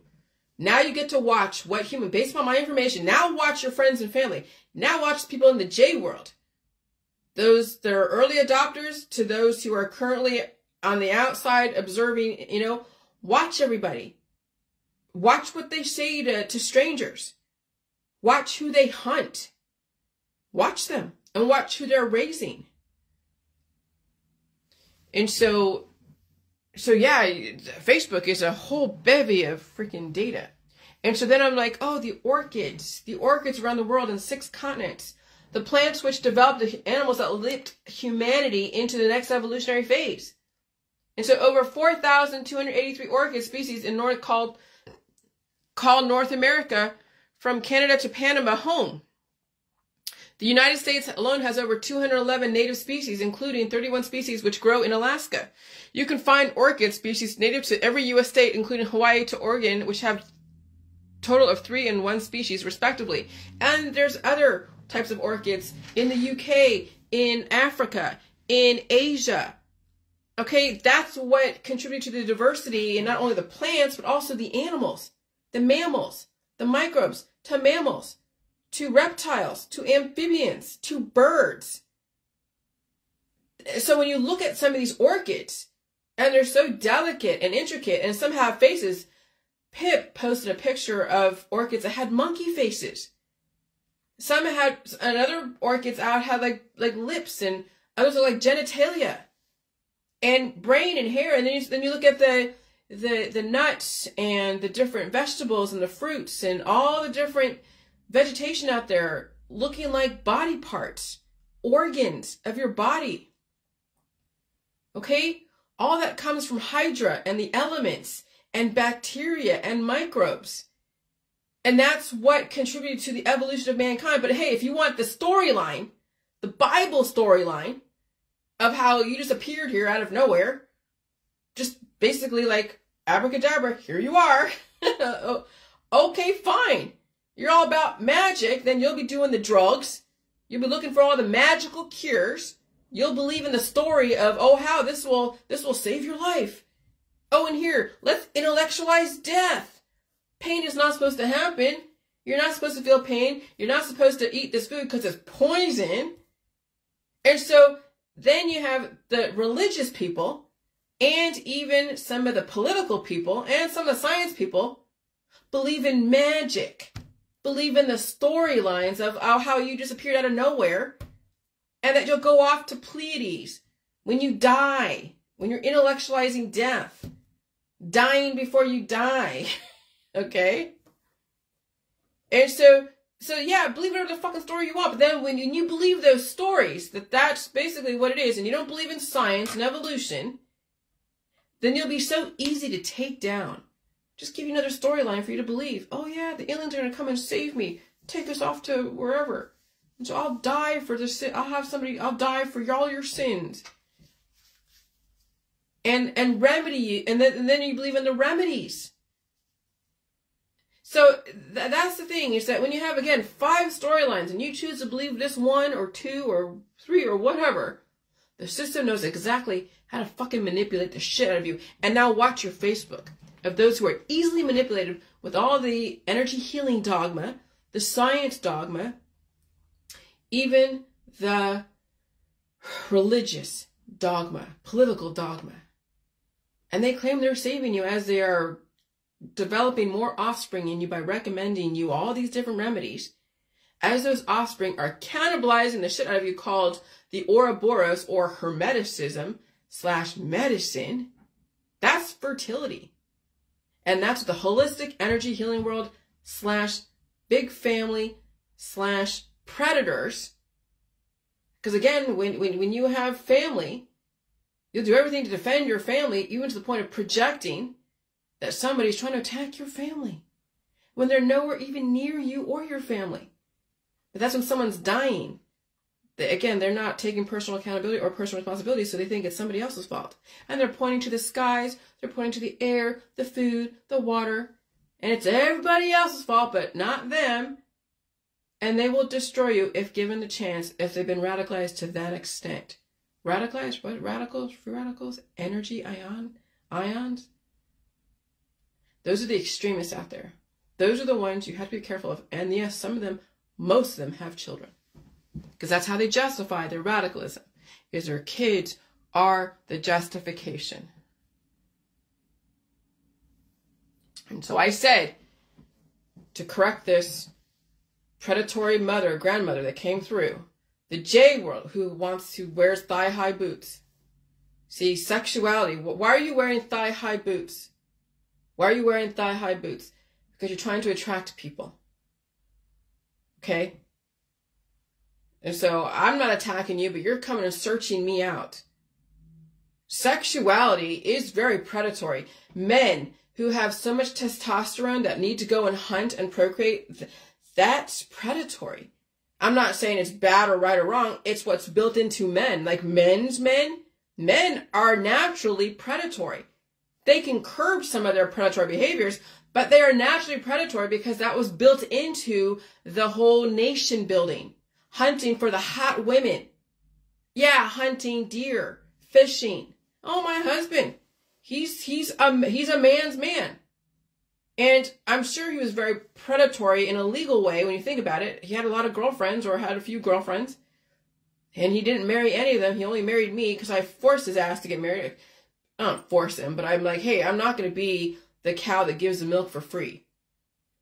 You're committing to me, I'm committing to you, and we're going to make this fucking work. Or till death do us part. Okay? And so, but yeah. But he still had predatory instincts for me until I tempered some of them that would compromise me. And that's the only way you're going to survive in a marriage, when you respect the person enough to say, hey, please don't destroy me through sexuality. And men will destroy women through sexuality because they will expect it every single day, and even crazy ways. Go look at these sex object stores of what men do to women with all these different objects. Oh, it's pretty bad out there. And so can you imagine marrying your daughters off to some guy that has a dildo as big as this that they want to stick into your daughter? Seriously? You want to marry these women or your daughters to some of these men out there? And it's not like you're going to ask them, well, what do you do in the bedroom? Oh, it's between them. And the daughter, who doesn't know any better, will think it's normal to have objects, big, huge objects stuck in her. And then she dies from cervical cancer, ovarian cancer later on, or has 1 billion children. And so the J world does and can temper all sexuality. No proof my juice can turn gay, straight, or vice versa, but it was a consideration and worth exploring. Science exploration must ask all the hard questions and wonder. When you balance your system, your hormones are not as at the surface wanting to fuck everything. That's why people are getting relief when they release their demons. Because I've felt the changes, and I've had other people tell me as well that their sexuality has calmed down. It's not like they're turning any other orientation. They're just not as hungry to want to do it like that. They're putting their mind to something else, but not to that, not trying to cannibalize somebody else. But when people are starving and they're deteriorating and dying, what are they doing? They're having children, yes, but they're also going hunting people sexually as well as politically and spiritually. They're hunting or they're feeding off of people. And they have a large following and they're intellectualizing death and they're trying to save the world, but they can't even save themselves because they're too afraid of the air. They're too afraid of the fucking chemtrails. They're too afraid of the contrails. As they're taking all of their different remedies and different herbal remedies and wearing Faraday cages, they can't even assimilate to the environment. They can't even adapt or evolve. They're temporary people who are dying. Again, taking as many people down with them as possible. And so when you balance your system, your hormones are not so at the surface wanting to fuck everything. That's why people are getting relief when they release their demons, because I've felt the changes and I've had other people tell me as well. It's when you hold so much diversity within, so much microbial diversity that people want to have babies, procreate, have big families. And yes, they also get cancer. And of course, chasing pleasure, enacting self-harm, surgeries, remedies, antibiotics, and war. Remember, even the homo-heterosexuals mix fluids together, developing microbial offspring. It won't always turn into a baby. However, two rat males can develop offspring. And so some of the comments, if you go to my pinned post and look at the first post, the first comment, and that lady was she literally was trying to get to me. Like she was hunting me. She had the intention to hunt me. She is a predator, and I don't know if she has any children, it doesn't even matter, but that's predatory behavior when you're hunting somebody, okay? Especially around sexuality. So now you see how predatory sexuality is, that you'll defend whichever side, whether it's the homo side or the hetero side or the family side. You will defend sexuality to the point where you'll destroy somebody else. It'll turn you into a predator, and you had to see that. Will she watch this in another account? Potentially. But she chose to put this information on my Facebook. I'm not a friend of hers. If she was like a friend of mine and we got into like some kind of back and forth and it wasn't like they had any malintention, I would just delete the comment like I did yesterday. I deleted the string of comments because the person felt triggered off of something, and I have no problem with that person. The person's awesome. I know that they were just triggered. I knew that they had no malintention and they weren't hunting me. They just had a reaction that I needed to clarify some stuff. And so I deleted that whole comment line because I didn't want to exploit him. But if people are going to exploit me and make me out to be the demon, and you come onto my page, I'll leave your comment up so you can have your say out there and you can have your free speech, but I'll also characterize it in the way that I see fit, just like you're characterizing me. And you can say I'm mischaracterizing you by me saying that you're a predator. But remember, you came onto my page intentionally trying to destroy me. I didn't go onto your page, you went onto my page. I am nowhere near your family or your friends. I'm not even talking to you. I don't even know who the fuck you are. But you purposely hunted for me and found me and decided to go and skewer me. And so I'm going to exploit that and characterize it and show you are like so many others out there who are predatory around sexuality. And you just proved my point. And so some of the comments around sexual orientations are extremely predatory, especially the parents defending their children who are not actively under attack by anyone who they haven't already invited into their home presence and remedies. And so when you have parents who are inviting in naturopathics, homeopathics, surgeons, doctors, strangers on Facebook to tell them what to take against any kind of life in their body, they have already invited the fucking devil into their world. And they're saying, I'm the fucking devil and I'm the one that's harming people, when they are actively inviting in the vampires into their world. How about that, right? Which shows you that aggressive sexuality leads to very predatory behaviors, even defending it. So a very sexual society becomes a very predatory society, which is why having so many families develop so many predatory wars against other people. And so obviously that ends up into be self-annihilation. So which is why having so many families develop so many predatory wars against other people. And so I've proven that when you're not so focused on sexuality, penis, breast, vagina, feet, thigh-high boots, that you actually can use your brain in a different way. What a novel thought. So a society on drugs, remedies, in a very predatory society is a very predatory society because of all the microbial offspring that includes prescription drugs. And so if you're taking a remedy against something and you're recommending that to people, if you're taking a prescription drug, if you're on cannabis, if you're on all the different supplements, okay, when you're remedying away disease, you will become predatory in so many different ways, whether it's through love, or saving people through the remedies, or having a bunch of children, or hunting someone that doesn't look like you, act like you, talk like you, or even believe in what you think. And so a society on drugs remedies is a very predatory society because of all the microbial offspring, and that includes prescription drugs leading to sexual orientation, and then, of course, family. And so then people choose to believe the official narrative for two reasons. Okay, so then I'm like, okay. So now I'm thinking like, oh, I get why. You have the conspiracy world, the mainstream world, all the different religions, all the different science dogmas, all the different political thought processes, because whatever it is that you choose to believe, the system knows what your intention is. They know what you would do if given the opportunity, and they know exactly how to manipulate the fuck out of you. Okay? So people choose to believe the official narrative for two reasons. Why would you question the government? Well, they're mostly right. And that's why I would, that's the thing. I'm not really going to question the government. I'm just going to do what I got to do to survive what's going on. They are mostly right. And areas of other worlds, no, they're not right. But hey, that's not for me. I live in America. Everything's pretty much copacetic over here. Their programming was set. They won't even question one little thing about what's going on in the world. Okay? That's the first reason. Second reason is because it would have happened anyways. Right? So 9/11. Why would you choose to believe the official narrative? Because yeah, if the system didn't help those people, if it's even true, right? If I'm going to believe in that narrative that it was an inside job, it would have happened anyways. It would have happened anyways. That was a controlled circumstance. But they could have prevented it. But see, if you prevented every single thing that if you lived in such a secure environment to where, like, you see these parents, like, I don't want my kids to see anything bad.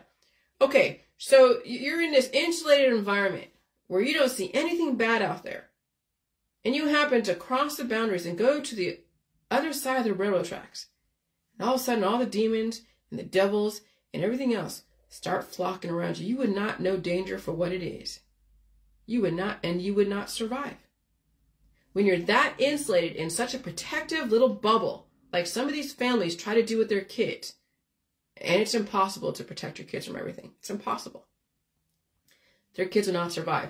And so the system is saying, okay, we have people that hate us, and they're radicalized, whether it's in the Middle East or in America or in other places, Asia, Africa, wherever. They're that radicalized and they want to do harm to somebody. It's going to happen anyways. You have to see it for what it is. You have to see what people are breeding out there in different cultures, in different religions. You can go all the way back 6,000 years ago and talk about, the land of Canaan and Goliath and David and Solomon. You can go all the way back then. But no, when you think about what happened even just in Israel when Hamas attacked, they're like, well, they allowed it. It was going to happen anyways. You had to see that they lobbed the first grenade.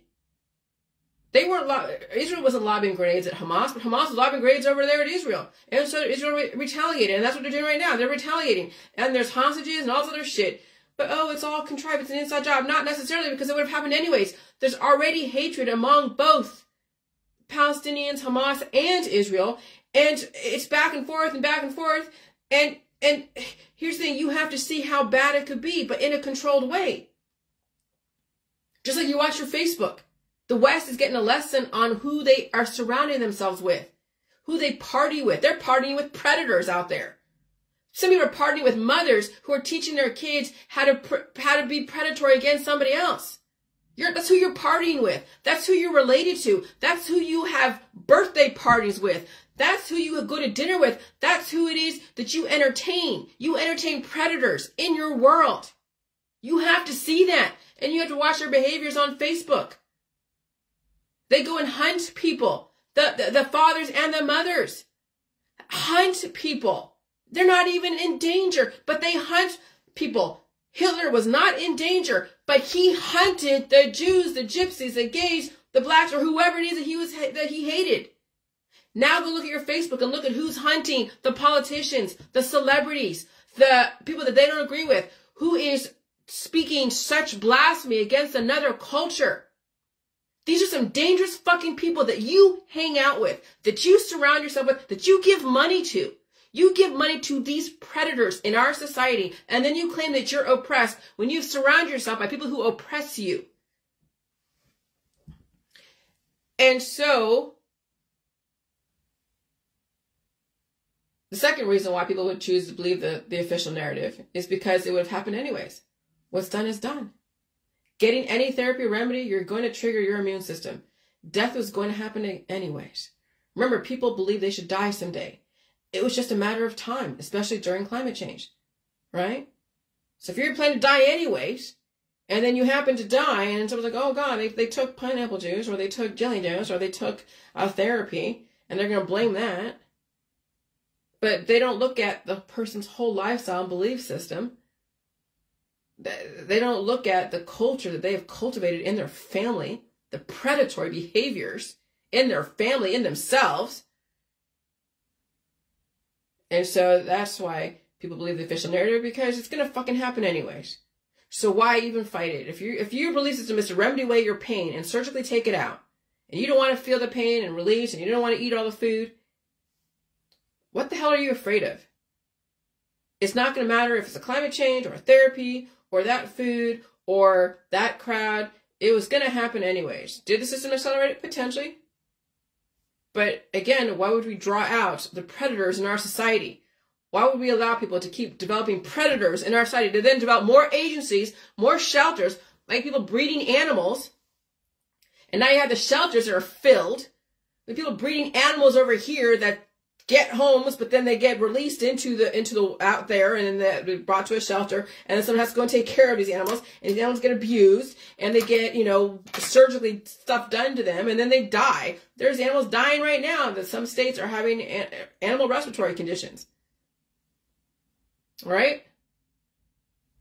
And so, yeah, it's going to happen anyway, so you might as well just deal with your belief system. The future comes fast for people who have a belief system. They should die someday. And we have the Walking Dead, who are intellectualizing death. Taking as many people down with them as possible. Why people choose not to believe the official narrative? They already were against the government. So they just found a reason to be like, oh, yeah. They already had a scapegoat in mind. Oh, it was Israel's fault. It was America's fault.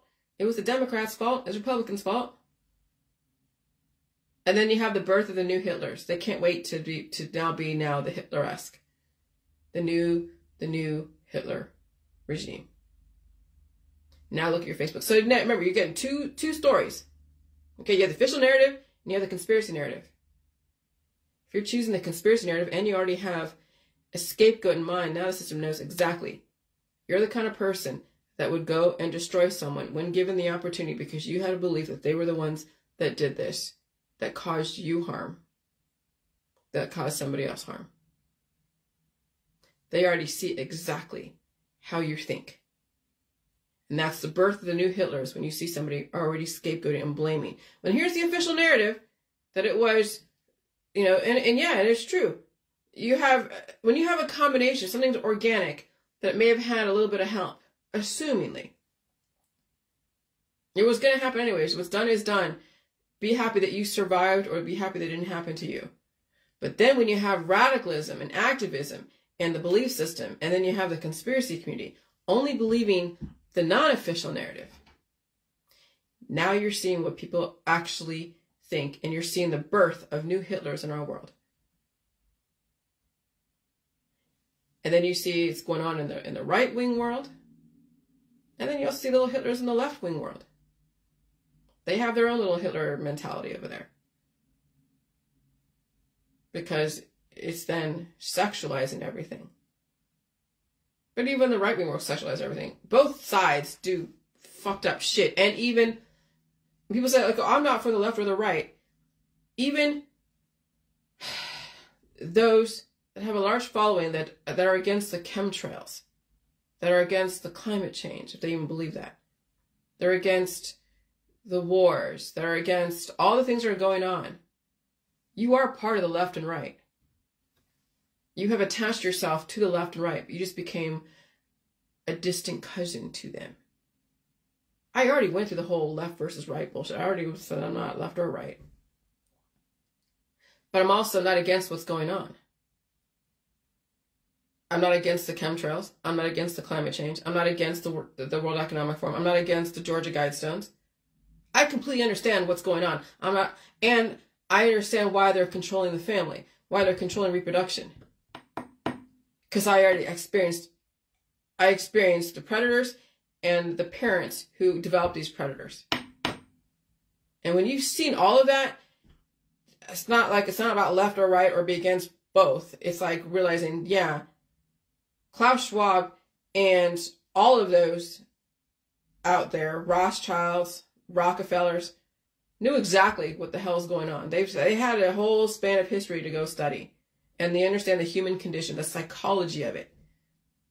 I finally got it. And I remember the Rorschach's ink blot test when I was a kid. Because I had a lot of issues as a child, so they put me through these psychological testing, and one of them was the Rorschach's ink blot test. And so then I realized that, yeah, when I knew that they were giving us so many different storylines, and the ones that you chose to believe is exactly how you think, and what you would do if given the chance, then I'm like, oh, I get it now. And that's why they observe you. That's why it's 1984. That's why you're in a surveillance society. They're watching me. I'm pretty much an open book. I have nothing to hide. They're watching all of you. They're watching you recommend people remedies. They're watching you radicalize your following. They're watching all of the people that you collect. Oh yeah, the first 5 people that send me, that message me, you get a free video. Okay. The addiction to social capital. Oh, that's Hitleresque mentality. Absolutely. You're watching Hitlers all over the place, and they're in the energy healing world.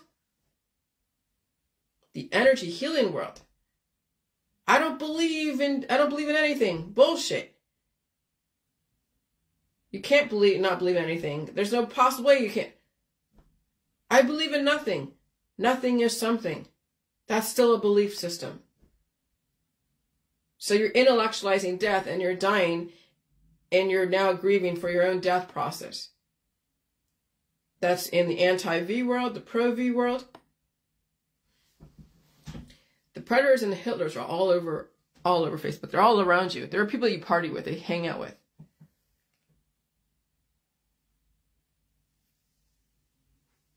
And assuming the government is changing the climate intentionally, allegedly, I have no proof.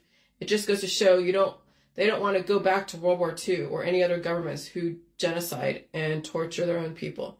They're giving you the choice to redirect and evolve and change. So that's why I'm not against what's going on, because this is not like World War II. This is not like before. You're being given a chance to evolve. My information is out there. I can't go and tell you should do what I'm doing. Because it's not for me to say that you should feel pain and eat all food. If you have problems with transitioning to life, you have to see a doctor who you have to then go and sell them into life versus taking away your life through all the different remedies and surgeries. And that will be interesting to see how you're going to explain to your doctor, well, I want to feel pain instead of take away pain. I don't know how you're going to fucking do that. So if you already have a problem with transitioning to life, then yeah, you're going to have to stay in the medical system and the holistic system. And the system will regulate how much you take down other people. They'll regulate your predatory behaviors. They will regulate it. And so the system is not doing anything. The system actually understands and wants to save mankind. Bill Gates wants to save mankind. Klaus Schwab wants to save mankind. The Rockefellers and the Rothschilds want to save mankind. And they see how bad humans can get. They see it. You see it on your Facebook. I've experienced it. I've seen it. I survived it. That's why I don't entertain too many people. I don't have a huge friends out there. I don't hang out with too many people, if at all. Only my husband and maybe a few of his friends that are pretty much safe enough for me, that I trust, pretty much trust. But no, I don't collect people. I don't collect strangers. I don't try to galvanize. Nope, I don't sell this shit to anyone.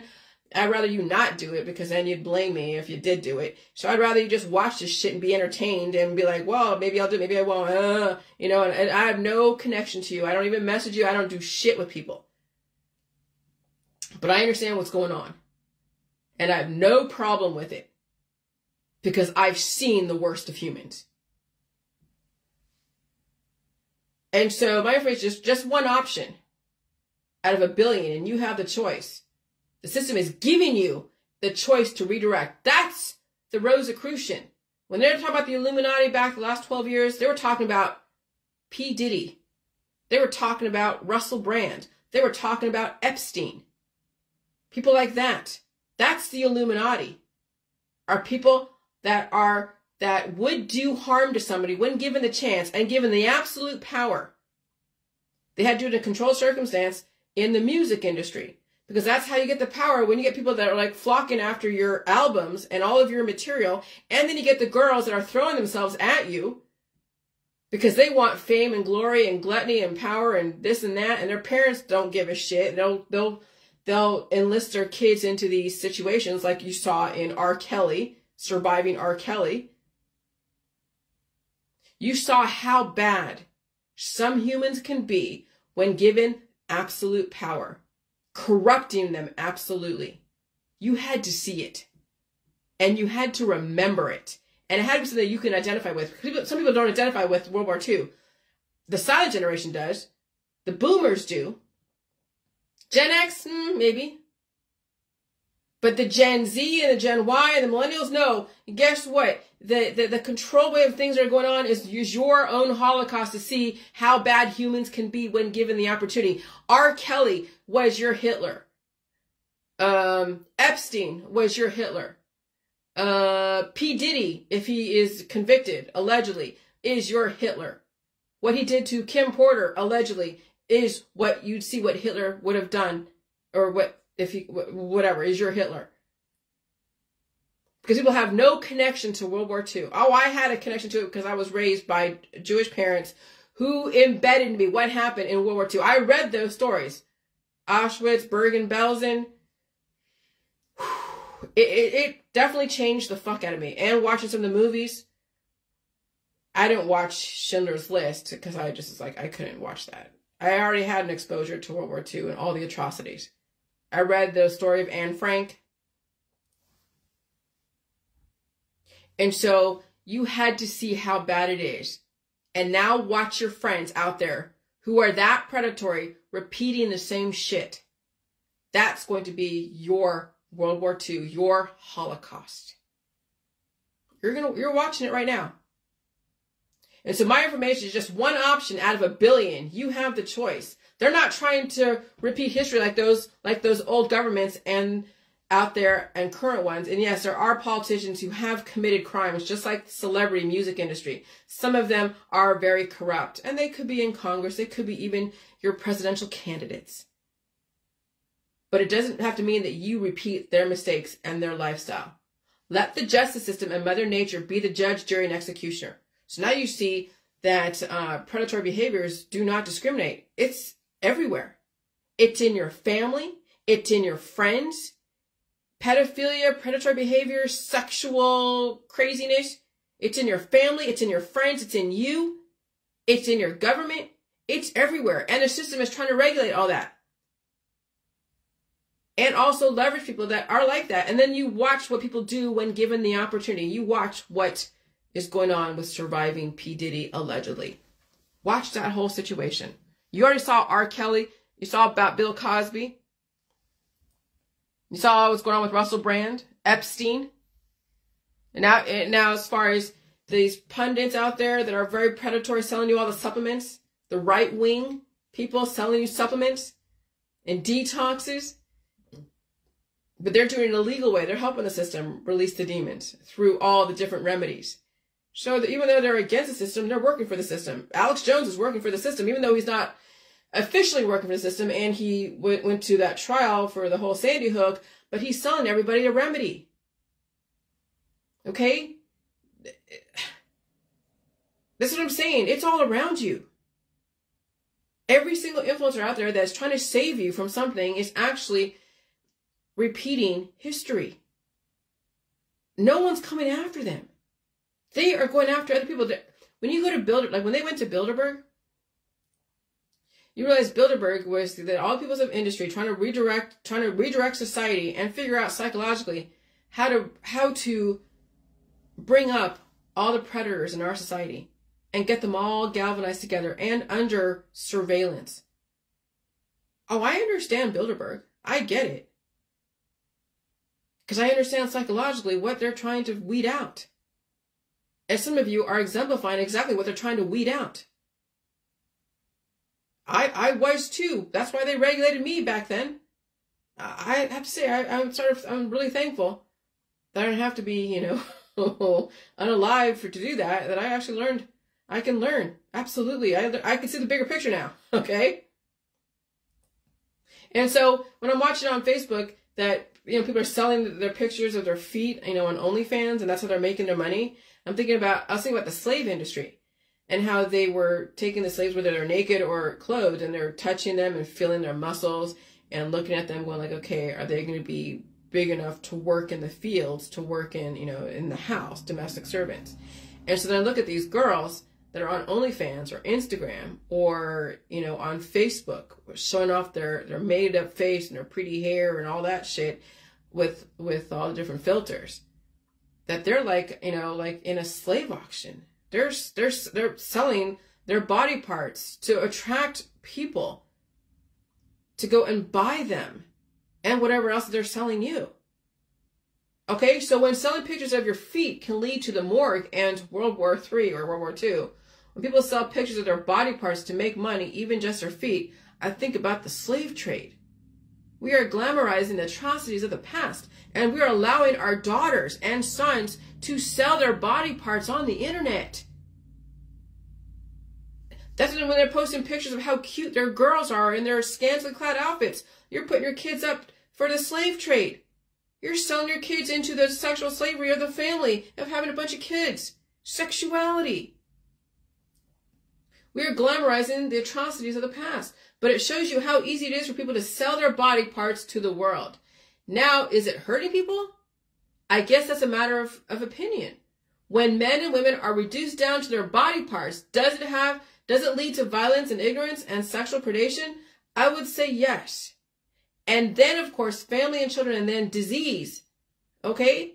So when you're selling your body parts to somebody or a group of people, and then it leads, and then it's to violence. Why? Because sexuality is violence. We know that. Some less than others, some more than others. And then predation, hunting people, defending it or trying to find something. And then, of course, then a person gets married. Now they're releasing themselves, parts of themselves. So now they're in deficit, put that self into another child. And then that child is also in deficit. They're not going to be a whole person because they have diseases that have been managed through the medical system, the holistic system. And so then you have a family, the children, disease, And then you have violence, and you have blaming, and then you have death. The morgue died suddenly. And so there's a method to this madness. What types of people do this? The ones who will get married, have children, have so much sex, drugs, liquor, and then get disease and cancer, potentially blame someone for it. The domino effect, when you are reduced down to your body parts, they end up in the morgue. When your child is reduced down to just being a baby maker and someone's sexual plaything, yeah, that ends up in the morgue. People enslave themselves, and then they blame other people. They're saying they're oppressed when their own family oppresses them. Their daughters, their sons, and their grandchildren oppress them. And they say it's the government. They say it's the chemtrails. They say it's me. I'm the one that's at fault. That's why you had World War II and Hitler. People develop the hell they're in, and they blame the world for it, and they project, and then they genocide. And they're not defending themselves. They're hunting. No one was attacking Hitler. He attacked people he didn't agree with. I didn't attack anyone who came through on my Facebook hunting me. They attacked me because they didn't agree with me, what I said on Dr. Phil or anything else. Little Hitlers. Because no one's coming after them. But they're going after the people they don't like. Dan Andrews wasn't going after anyone in Australia, but people in Australia were going after Dan Andrews. So we recommended a therapy that most people out there in the medical holistic system already subscribe to because they have all the remedies. It's just a different way to inject or different ways to take in offspring. Okay? Because everything started off as a picture of making $5 off of foot pictures. When you are reduced down to your body parts, you don't expand your brain. Because it's the body that's going to get people by, that's getting people by not developing their brain. And then they get disease, and they hate science, and they say it's science is a fantasy. And the establishment, and they go after people they think are destroying them. And they could be 200,000 miles away or 2,000 miles away. Then they become political, religious, using science as a weapon. Remember, you're given all the choices in the world, and you're also being given so many storylines. The ones you believe in are the ones that expose your true heart and nature, even your denial. And so I showed you that slave auction, that slave trade auction, that of these black people back in the 1600s. And that's what girls on Facebook do to themselves when they're posting all their hot, gorgeous pics or parts of their body parts. They're actually enslaving themselves, auctioning themselves off to the ones who will buy them. Isn't that freaking insane? That's what I'm saying. It's insane. All right, I go to the restroom. Hold on.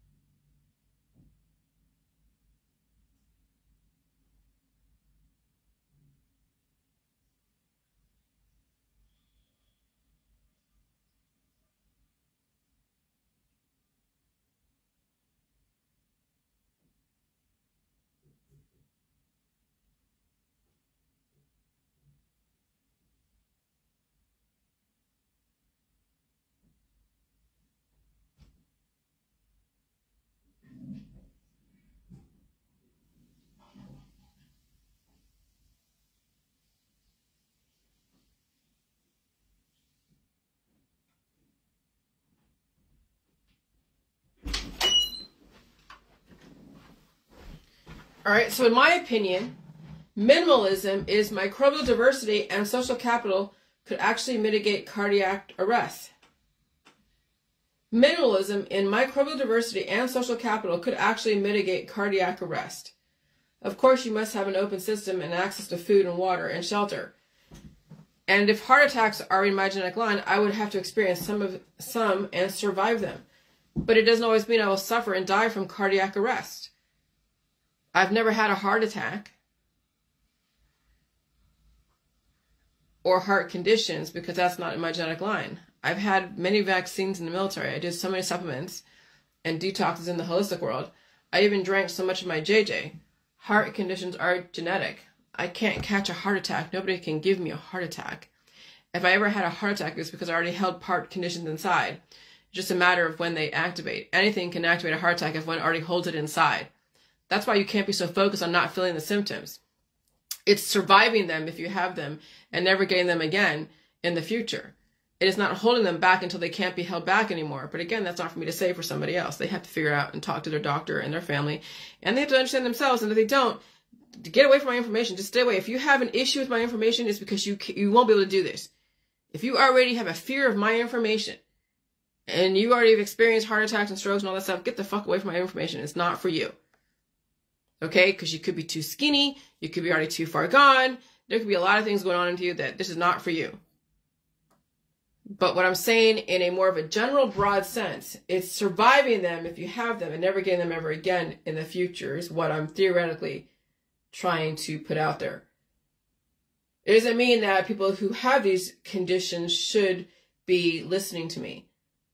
I'm just saying that in a general sense that it's surviving them. Because people on Dr. Phil said they had a stroke or a heart attack or whatever, and they were on there.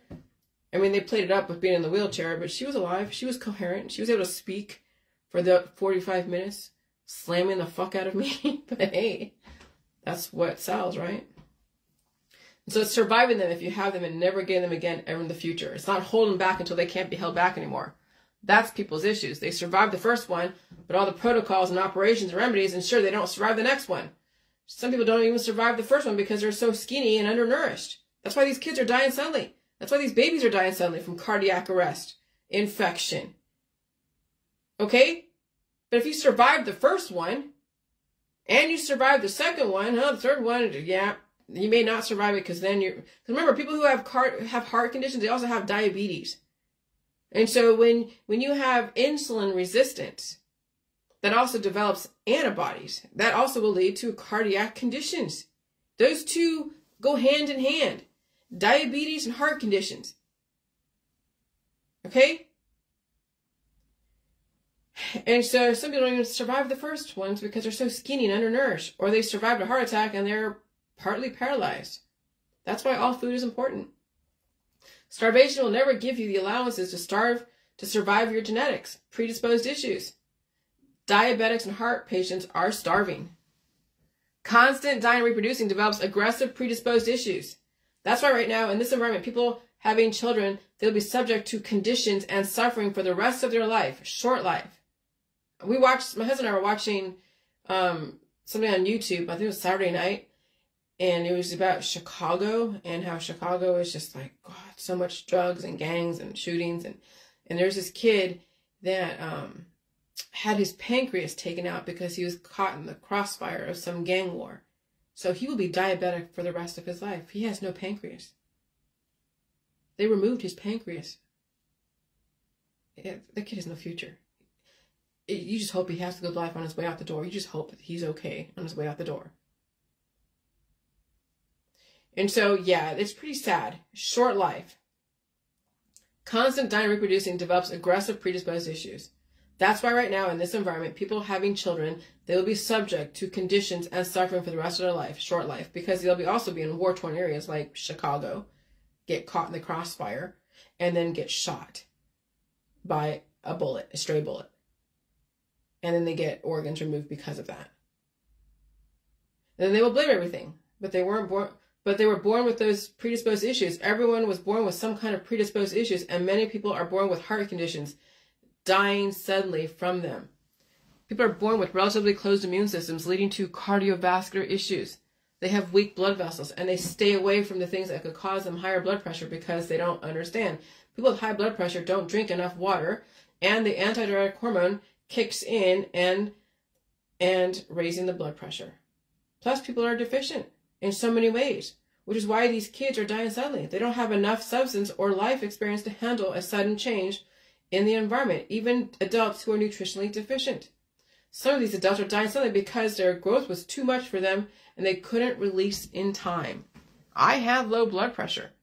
Now I'm actually probably normal. I had the heart palpitations over the weekend. I just went to sleep. But salt actually regulates your blood pressure. Of course you need water. And so ADH, which is antidiuretic hormone, main role is to conserve the body's fluid volume by reducing the amount of water passed out in the urine. ADH causes the kidneys to release less water, decreasing the amount of urine product. ADH also helps control blood pressure by acting on the kidneys and blood vessels. What do you mean by control? Because that means different things. They could raise it or it could lower it. It just depends. And so what are the chances of surviving your first heart attack? Always seek help to be sure. Not all heart attacks lead to cardiac arrest, says Dr. Spurlock. Generally, your survival rates long-term with a heart attack is about 97 to 98%. With sudden cardiac arrest, your long-term survival rate is only 50%. Cardiac arrest is when your heart stops beating suddenly. This can happen when an electrical problem causes the heart to stop pumping blood. Without blood flow, a person will become unconscious and stop breathing. Cardiac arrest can be fatal within minutes. And right now, people are developing a pathway to cardiac arrest because of their practices. And so, I said, and so the 1960s was all about developing little Hitlers and love con artists all over the world so to see what people are capable of. That's why Charles Manson was very important to understand and why he was targeted and who he was targeted and who he targeted. Jeez. He targeted Sharon Tate and also the manager, the owner of one of the grocery store owners. Now look at your Facebook. Look at the political, religious, and science Hitlers out and con artists out there. The system wanted you to experience World War II in your own community and Facebook, YouTube, and in the schoolyard. So you see, I'm not going on to anybody's YouTube account. I'm not going into their groups. I'm not going on to their pages. I'm not selling the J juice to anybody. I have a book to tell you how I survived everything that I've been dealing with. Okay? I'm not out there predatory, preying on anyone, telling them they should remedy away their sickness. I'm not selling them supplements. I'm not selling them diets. I'm not selling them ways to feel peaceful and pain-free. Those are the predators out there that are recommending people how to take away their pain. And they're everywhere. They have licenses. They have a following of people. Those are the people that you should be concerned about. Now look at your Facebook. Look at the political, religious, and science Hitlers and con artists out there. The system wanted you to experience World War II in your own community on Facebook, YouTube, and in the schoolyard. So you never forget how easy it is to be that corrupted and how easy Hitlers can rise up and destroy if given the opportunity. Now you're watching it happen in families, what these mothers are teaching their children to do. That's how easy it is to breed a little Hitler in this world. Just look at the few comments that came through on my Facebook and people laughing at serious information. They're raising the children out. They're raising the children out there who might actually destroy other people intentionally and under her direction and justify it through politics, through religion, and through their science dogmas.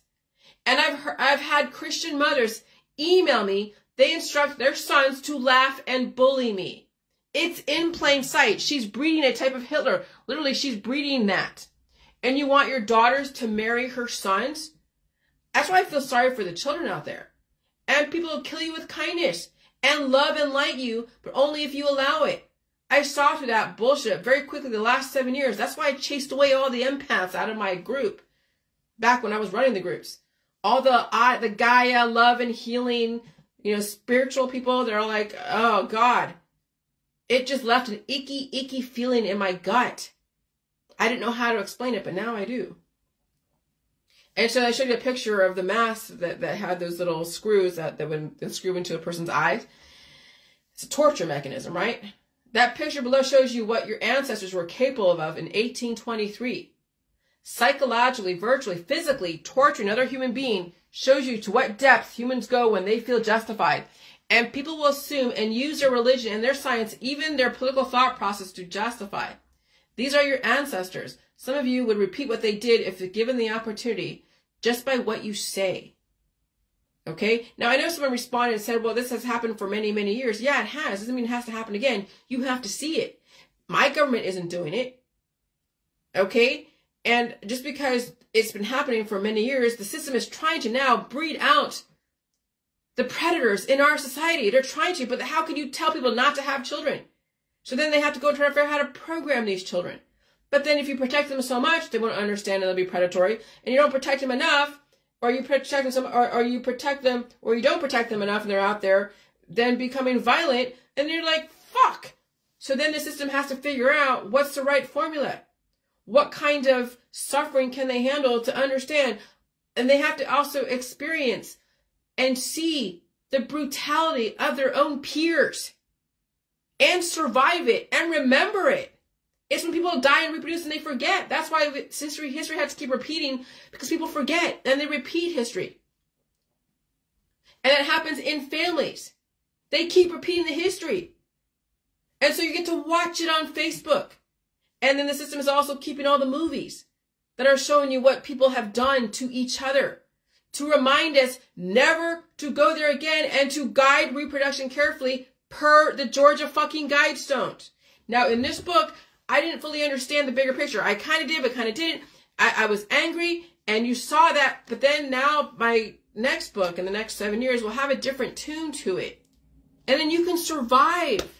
That's what I'm trying to get to. Some of you won't. I'm sorry. It's not my fault. You'll have your cannabis and you'll have your drugs and everything else to help you out the door. But some of you will survive. Some of you have the capacity to. But you had to know from this book, I was angry. But I still was not being too, like, one-sided, I mean, about religion or even sexuality. I said, hey, when you have an immune system full of diversity, okay, you're going to have sexuality. It's going to come out in different ways. So I'm pretty neutral in politics, religion, and science when you think about it.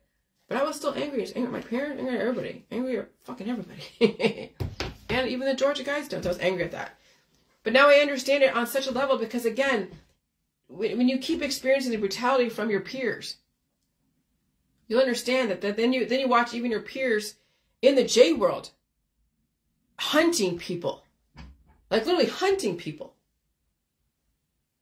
And say that they're oppressed when they are so freer than most people out there. And they're saying they're oppressed.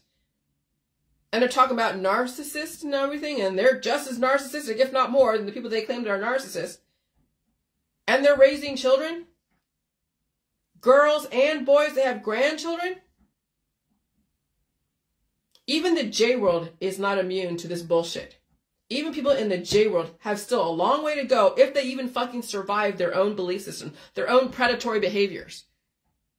And so I say there's probably a handful of people, if at all, I would say even 2 people that I could think of that would not be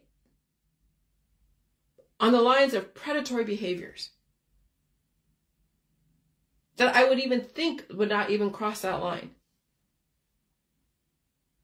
Maybe 2, maybe 3. Because remember, even love is very predatory. Love is a very predatory behavior. That's why I knew love was dangerous. Very dangerous. So this is when I discovered the Rorschach's ink blot test and all the stories that are out there. So someone said, they turned us against each other to distract us from turning on them. I'm like, oh, really? Aren't you the one that says that you want to divide everyone? Us against the government, us against this person, us against the New World Order, right?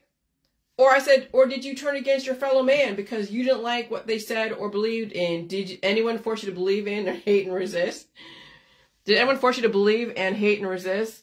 The lack of responsibility is why people blame. It is your friends who write the articles against other people. You wrote those blog sites against other people.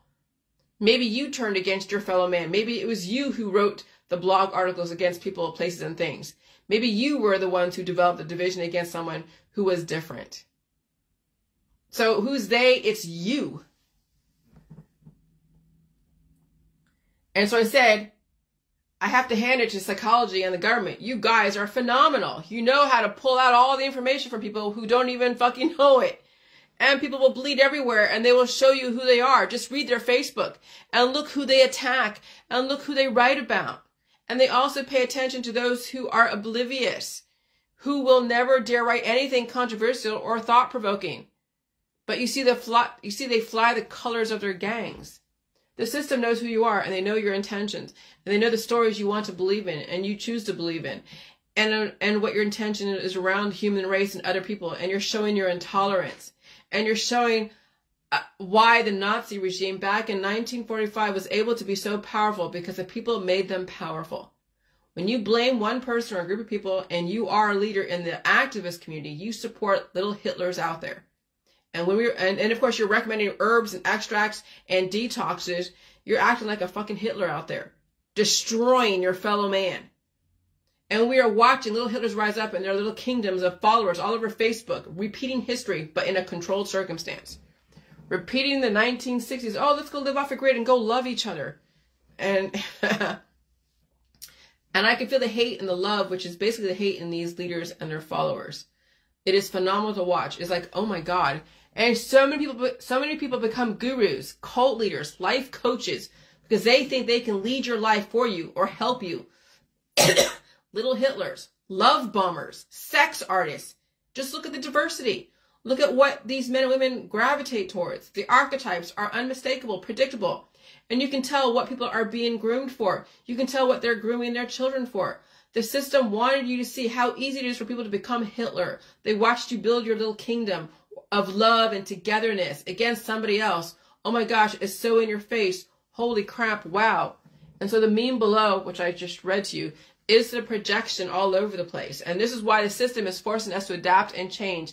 And if you can't change or evolve, despite you being given every possibility and option to change, whose fault is that? The system is changing the economy. So you put the priority in food and shelter and the basics.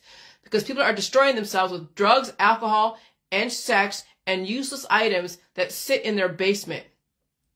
And you are the ones who choose to believe the stories of conspiracy, myself included. Believe me, I'm no stranger to this. I came from that world and I understand that world. It doesn't even matter if it was true or not. If you are given 3 different stories, which one are you going to choose to believe and why? That's why the system gives you choices to believe whatever story you want. Then you reveal your inner core of who you are and who you are against.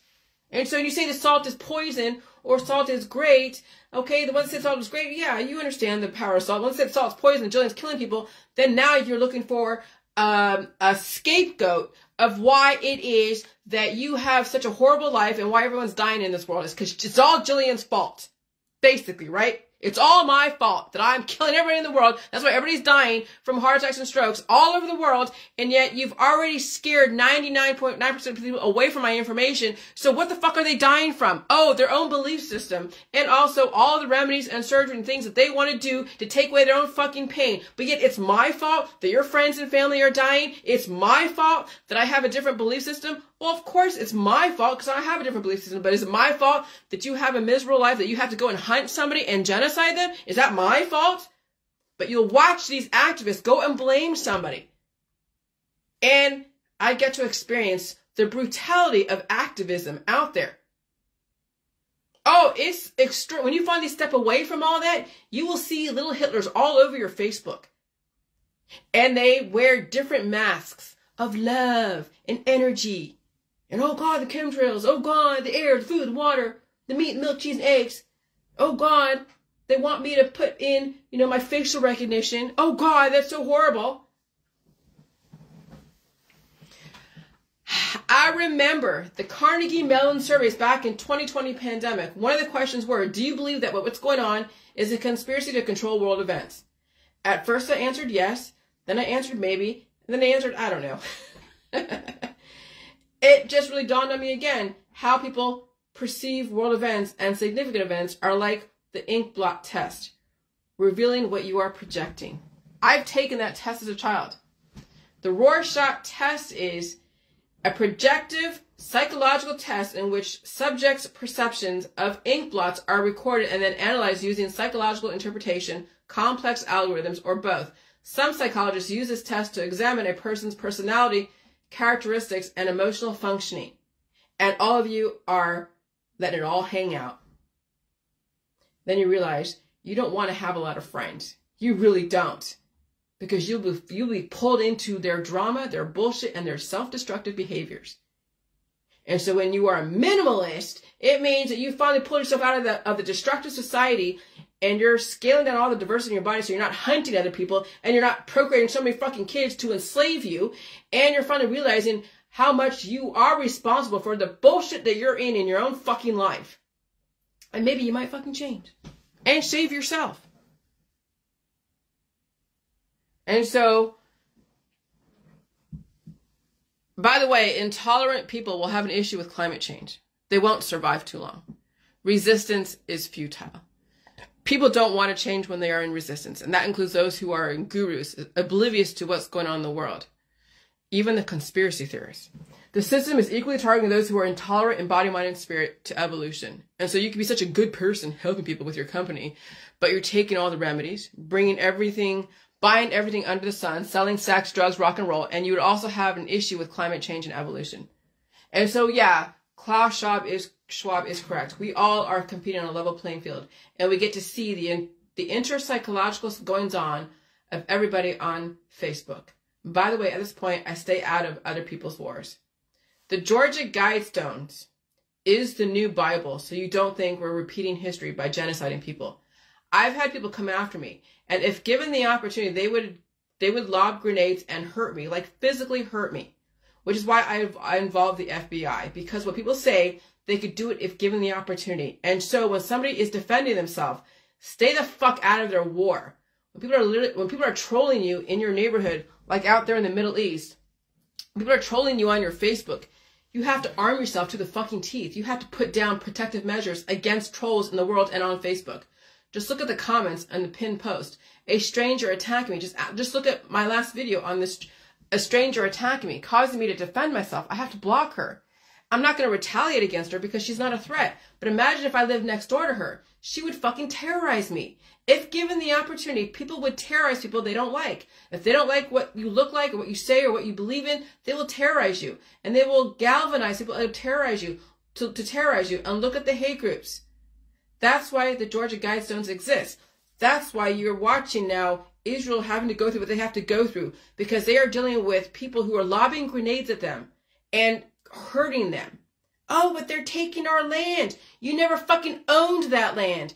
Everyone deserves to have a home, and if they're strong enough and whatever, and they have whatever storyline that is credible, then they will go and take it. The Indians never owned that land because they weren't there first. Their ancestors, way before them, were there first. How far back are we going to go? Back to Africa?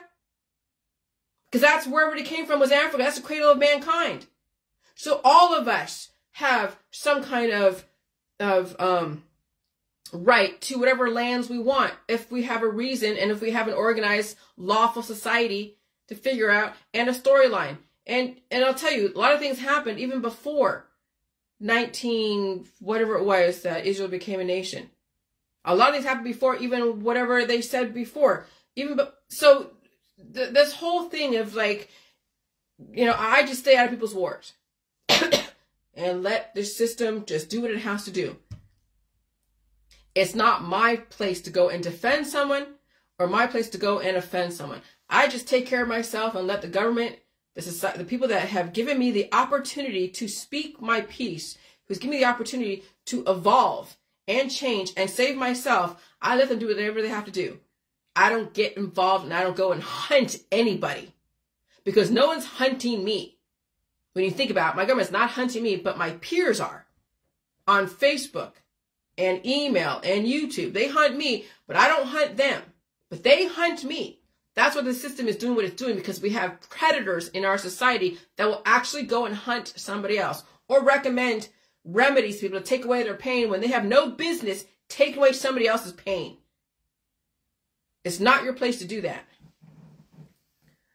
And so that's why the Georgia Guidestones exist, because your Facebook is full of little Hitlers and love con artists, which is why I'm not active in any groups. I'm not trying to run any stupid ass groups. I'm not trying to advise people or galvanize them. I have no hate in my heart, and I stay away from political bullshit.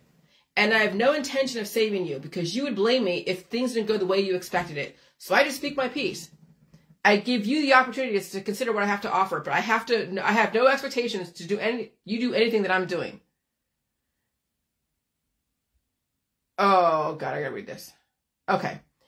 And so, but I also deserve a voice. Just like you deserve to have a voice. That's why I don't go in any of these people that hate me and say, oh God, shut up. No, I don't give a fuck. If you want to go and spew vitriol and hate and spiritually hunt me, and you stay over there, fine. But when you start coming into my world, then I know you are an aggressor, you are a predator, and maybe you're the one that we should be protecting ourselves from. You're the one that goes and actively teaches your kids to hunt other people and destroy them. You're the one is why the system has to develop the Georgia Guidestones. And so the difference is I don't need a bunch of fucking followers to validate me. And I have no intention of converting you. And just don't genocide me or people like me, just like you don't want to be genocided. That's why you're in such a fear, because you're projecting what you would do to somebody else. I validate myself. I don't need to live off the grid, and I have no hate against anyone, and I choose to evolve. And while I appreciate the few people that do follow me, the 5 people, we have 27 years to see the fruits of our labors. Because even 10 years is too soon. My information takes a while for people to understand if they even have the capacity to. And so I'm glad I was tortured the last 7 years by my peers, which is why I left a few bad comments. Which is why I left a few bad comments on my Facebook, so you can see, yes, strangers get attacked by perfect strangers. Radicalized extremists by radicalized extremists. I had the luxury to understand what happened in 1945. Americans may have brought over the scientists from Germany, but you're seeing how easy it is for all humans all over the world to turn into a Hitler. It's that easy.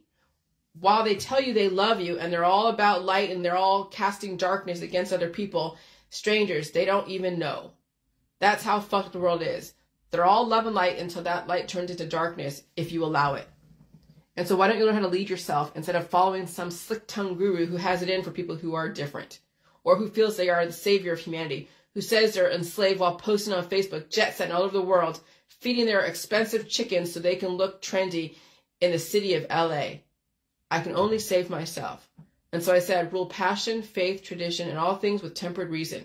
Protect people and nations with fair laws and just courts. Let all nations rule internally, resolving external disputes in a world court. Avoid petty laws and useless officials. And that's some of the tenets of the Georgia Guidestones. Okay? So they actually have very good intentions for humanity, but it's humans who are right now becoming very predatory. When you blame a perfect stranger for your position, or blame a stranger for somebody's plight who did not go through a court of law, you're acting like a Hitler, scapegoating somebody else. And then you do virtual genocide in your groups, as well as Facebook, YouTube, Reddit. That's why World War II could happen again if the system doesn't control people who doesn't understand science and evolution. And so now, why do you think we are in 1984? Now you know, because we have people who act like little Hitlers all over the world. Yes, you included. I did 9 years ago blaming Gates. Sorry, Bill. Okay, I'm sorry. Okay, the excerpts below are, and that's the post about one of Hitler's speeches. The excerpts below are from a speech given by Adolf Hitler on the 6th anniversary of his appointment as Chancellor of Germany. Amidst heightened war preparation, Hitler frames the looming hostilities as the fault of the Jews. He pledges a German defense against the Jewish people whom he accuses of being war profiteers, communist traitors, parasites, and manipulators. And here's the thing. I never thought of using this card. I never thought I would be the one to expose how Hitler came to power. Certain personality types and behaviors is what gave rise to the Third Reich. And you're watching it on Facebook. And if people had the chance to destroy someone through chambers made of gas, they would have already done it to me a long time ago. But they did it through YouTube, articles, Facebook, Instagram. And they spared no expense. And they made money. They profiteered off of stringing me up. Okay, so what do people do out there if you were against me? They accuse me of being a war profiteer, right? Communist, traitor, parasite, and a manipulator. And no, I was just saying, here, release the demons. Here, you're supposed to feel pain. You eat this food and re-evolve and da-da-da. And guess what they profiteered off of? Making me sound like I was killing people. So they say that salt was poison. They say that I killed that poor guy, Bruce Wilmot, who died in hospice after he's been treated to death by the system and their friends and family, drinking pineapple juice. And so they made money on YouTube. They made money on their articles. They made money on the websites. They've made money on all these different venues that people make money off of, completely stringing me up. Who's a war profiteer here? I never declared war on you. I was in my group kicking out trolls and talking about whatever I was talking. Me and Kelly were closing down comments because we were tired of having to go and control people's comments and all that shit. And then we just got tired of it. It was just done. But we weren't attacking anybody. at all. It was my moderators that I was originally with that were attacking me because I didn't want to keep this from other people. They wanted to kick out anyone that, or not allow some people in. They only allowed the conspiracy world in, but not the mainstreamers. I wanted everyone to come in and just see what we were doing. I wasn't keeping things from people, but they were trying to keep it from other people. And then they had the gall to go and call the FBI, Interpol, and the OAG, and the Better Business Bureau, and saying that Jillian's killing people. Jillian's just horrible. She's the demon. They were manipulating people into hating me. That's what Hitler did. That's what Hitler did. He manipulated people into hating the Jews. That's what I experienced. And I was trying to help people. Or evolve. Save myself, and I couldn't keep it to myself when I saw the differences when I drank the jelly juice at the time. And so people had the choice to destroy someone through, if people had the choice to destroy someone through the chambers made of gas, they would have done that to me a long time ago. They would have. But they did it through YouTube, articles, Facebook, Instagram, and they spared no expense, and they made money. They profiteered off of stringing me up. And the articles and people against me manipulated you into thinking I was the demon. If you could have, you would have lynched me if given the chance. You know you would have. Many of you would have, because you listened to those who manipulated you into hating one person or many people. That's how easy World War II could happen again. And come to find out, salt was never poison. People were drinking water. And I was never harming anyone. And people were already dieting away their gluten, the meat, the milk, the cheese, and the eggs, and the veggies, saying I'm irresponsible. How am I irresponsible? There's nothing irresponsible. We were telling you what you would feel. We were doing. People also already held predisposed issues in their body. And they were the ones who starved their children and remedied away their immune system and said all types of food were poison. They also propagated diets and detoxes and feeling pain back in the holistic world, even before I came into the scene. That was called herxing. They said they had an immune system and all they did was activate it like it was supposed to have been. And yet I'm the blame? And yet the Jews are to be blamed for all of your misfortunes back in 1939? You see how easy it is to blame somebody regardless of race, creed, or religion? That's why you have a surveillance society. Because what happened to me could happen to somebody else when somebody else gets their nose out of joint and wants to blame somebody for whatever is going on in their world. Now look at the activists out there. They are galvanizing people against those in science in the different industries out there and the politicians. And I don't care what rumors you've heard. I don't care what accusations somebody made against a person, place, or thing. If you have the freedom to jet set and tell people you are enslaved on Facebook in your nice warm home, then you're just an opportunistic person who likes to make money off of drama. And you also like to lynch people. You get off on the bloodlust. Now watch the activists out there pounding the gavel of bloodlust. And you're going to attack anything, attack the industry, not the people in it. So if you're going to attack something, attack the industries. Not attack them literally, but like start a conversation. Do we really think this should happen? Learn how to be intellectually capable. Learn how to speak, verbalize, learn how to write, right? Develop an intellectual, intelligent argument. And you're going to have to differentiate between a person and the ideas. Because when you can differentiate between the person and the ideas and the industry, that's how evolution can be credible. Otherwise, you're just lynching that person. No different than what happened way back when, in 1860 and 1960. Because remember, Manson was against people like Sharon Tate and the guy that owned that grocery store. That's why it's important to be well-read, educate yourself, and listen to other ideas. Otherwise, you are lynching people. Otherwise, you will genocide people because you're not intelligent enough to understand the arguments provided to you. There's a difference between ignorance and intellectual capability and intelligence. Between ignorance and intellectual capability and intelligence. Learn how to develop an argument, not attack a person. Learn how to question an industry, not attack the people in it. And remember, Biden is just a figurehead. He doesn't run the country. The cabinet and the Congress and the judicial system runs the country. It's called checks and balances. Attacking octogenarians doesn't help your cause. And so in 2018, my 60,000 person group had files. We listed symptoms one might experience. Lillian wrote down all the freaking symptoms. She kept a track of all of them. I had them even in my books. Okay?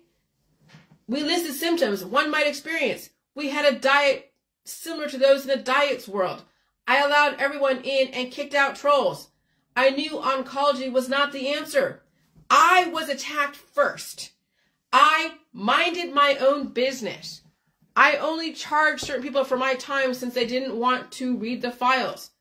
I answered to my government, charged or changed my advertising, and I never charged Bruce Wilmot, despite what you've heard out there. They can go and go do forensic accounting or forensic investigation in Google, see if I charged Bruce Wilmot. No, I didn't. His daughter would even say that because there's no money exchanged hands. I gave him my information that I knew at the time, and he did what he had to do. He was already too far gone, and that was it. But you see what was going on was that there was a campaign to completely discredit me, like what Hitler did to the Jews, completely discredit them, and galvanize people to destroy and hunt me. And I was hunted the last 7 years. Oh, Jill, you claim to be the victim. This is what happens when you have evolution and diversity. Those who don't know how to evolve, they will go and hunt somebody. Yes, it is a type of predator-prey situation. And any kind of change that happens, like Klaus Schwab and Bill Gates, they're victims of all the predators out there that are chasing after them, saying that they're at fault for people taking their fucking ivermectins and everything else. They're chasing after Bill Gates and Klaus Schwab because they're blaming them and myself for all of their misfortunes. They're choosing to have 1 billion fucking kids. They're choosing to take all their remedies and surgeries. And yet they're projecting that it's Bill Gates' fault. It's Klaus Schwab's fault. It's my fault that they have a fucked up immune system when they fucked it up themselves. That's how easy 1945 can happen again. And so I was not the aggressor. I was and still am attacked and a minority. And I'm not a victim. Hell fucking no. But that's how we have developed a society of victims and predators, because we have predators all over. That when someone chooses to be a victim because they don't know any better, that's why you have the justice system. Because people will be victims and predators and exchanged back and forth. And so I got away from the groups. I got away from having anyone next to me. I got away from even having a bunch of friends. I don't need to have a bunch of friends. I got away from messaging people. I got away from answering emails, really, except for go get my book and good luck to you. And I'm done with that. Because now you're going to see the predators out there. They're going to try to save you. The predators out there are going to go attack someone they think is attacking them. And so the system had to remind you, since some people are not very familiar with the Holocaust. They're denying the Holocaust. And so fine, we're going to watch you become the fucking Hitler. If you want to deny the Holocaust, we'll watch you become the Hitler. And we'll watch you take down all of the people that are like you. That's fucking genius. I got a hand to the system. And when people deny the Holocaust and they become the Hitler, they will take down everyone that's in their downline. That's multi-level marketing. It's fucking genius. It's fucking genius. I got a hand. That's fucking genius. So that's why I don't want to become a kind soul or a bleeding heart, Republican or liberal, because it'll be turned around on you. You don't want to become cold and unfeeling, but you don't want to save anyone, because I'm telling you, they will turn around on you, and so will their family. When somebody is so desperate for help, you call the police. You lead them to the agencies to take care of them. But as soon as you step in and try to help somebody or save them, when it doesn't go their way, they will blame the fuck out of you and say you tried to hurt them. So those of you who are recommending detoxes and remedies and diets to other people, and they have something happen to them, and it's because of something happened, of climate change, and they want to trace it back to your ass, they will use you as a freaking tool to blame for why it is that they have a misfortune.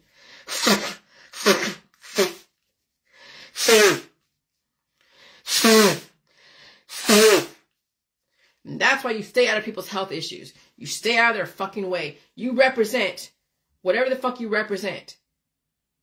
But as soon as you start recommending that they take all these cures and everything else, you are not only part of the problem, but now you are a predator. But a state-sanctioned predator. But as soon as you become radicalized, which predators in the medical, holistic, energy healing world, they do become radicalized and they start hunting people. And they're destructive.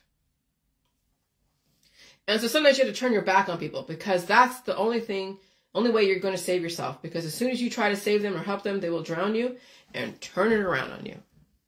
All right?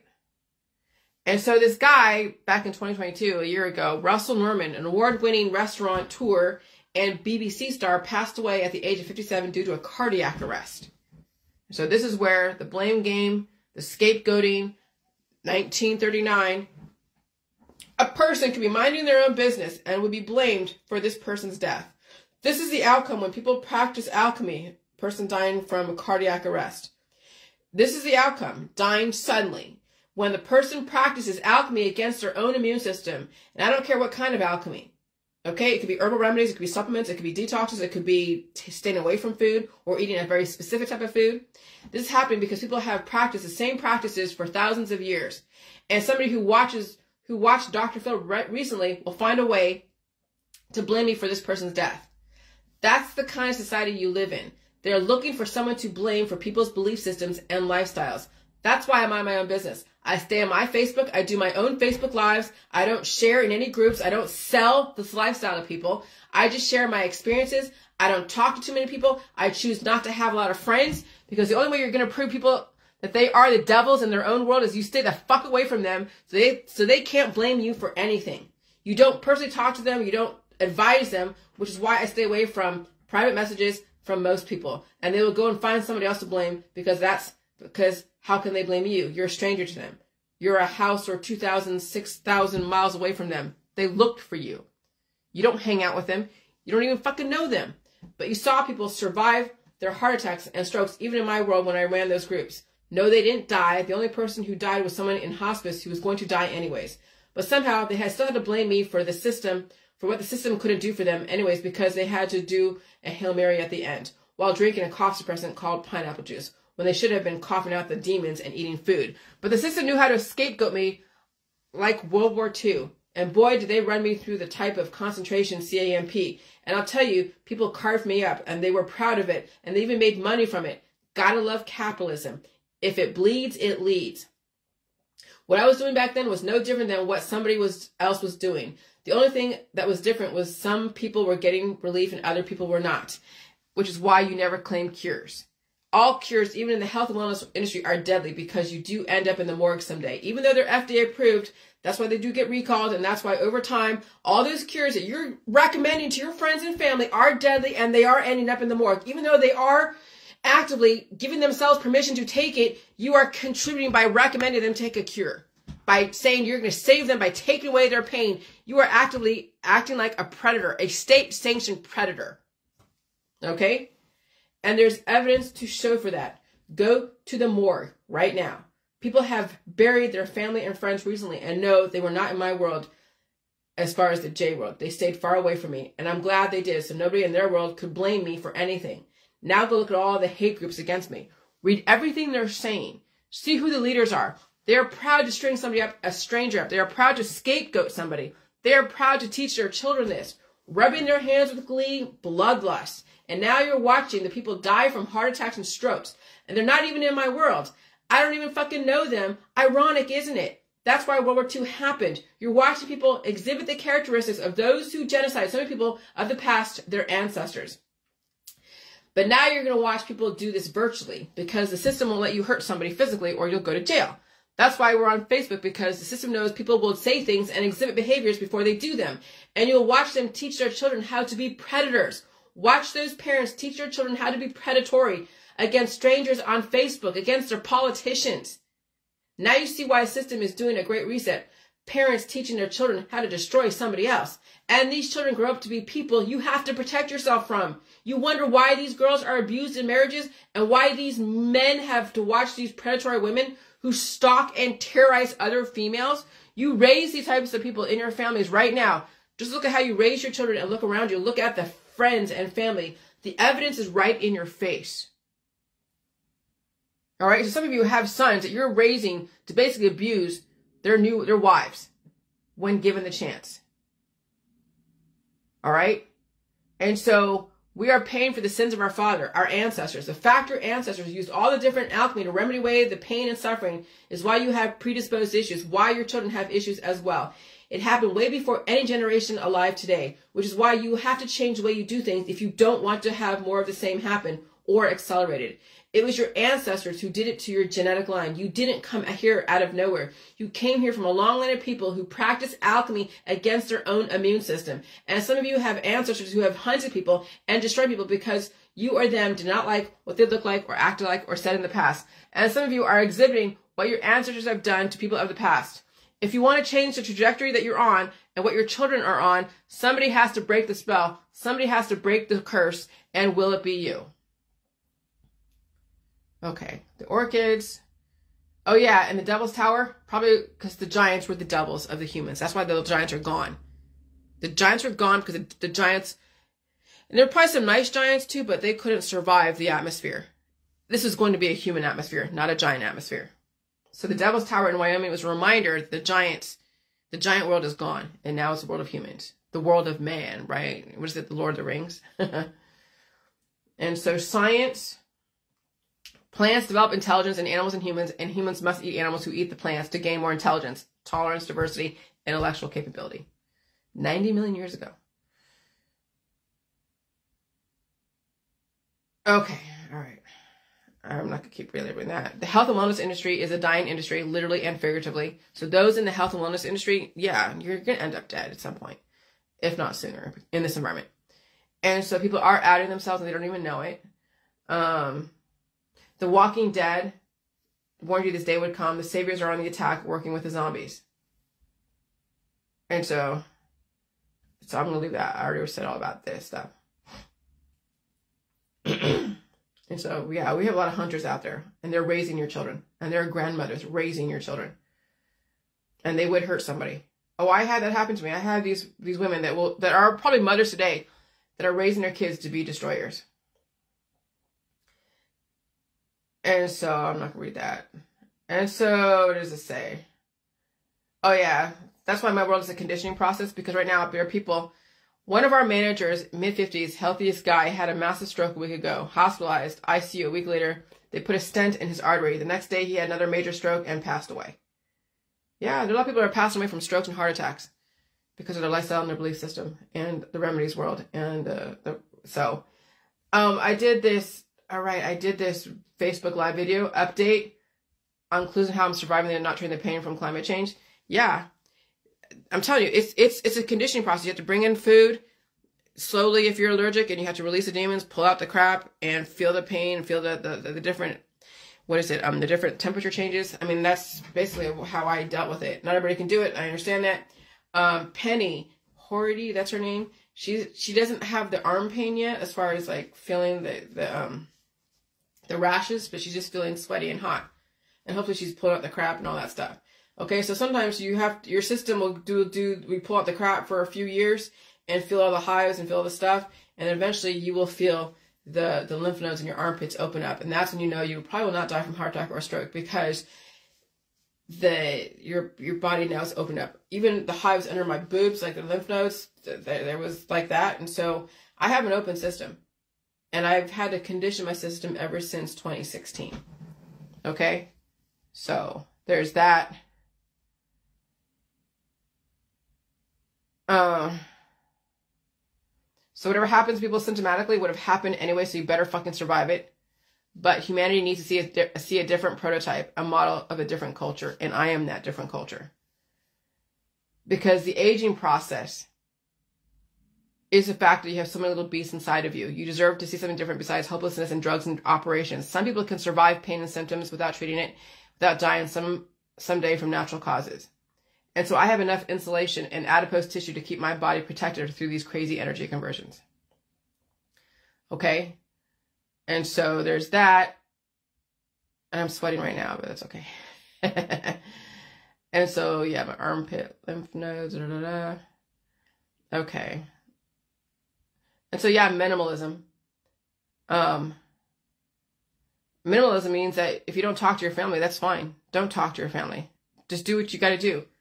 Someone posted this. It says, it's sad when family members stop speaking to each other. The day will come when they will regret it. The day called the funeral.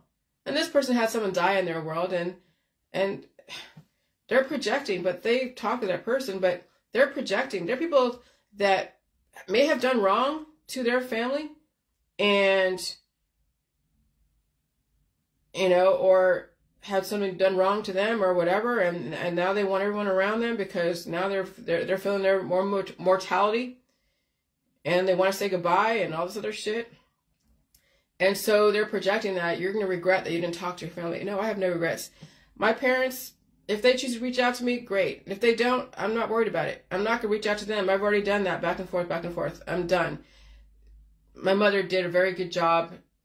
I turned out exactly the way she wanted me to turn out. Because, yes, I was raised Jewish. I was shown the Holocaust through all of my education. I know the Israeli national anthem. I understand the Holocaust. I don't like learning about it, but I understand it now.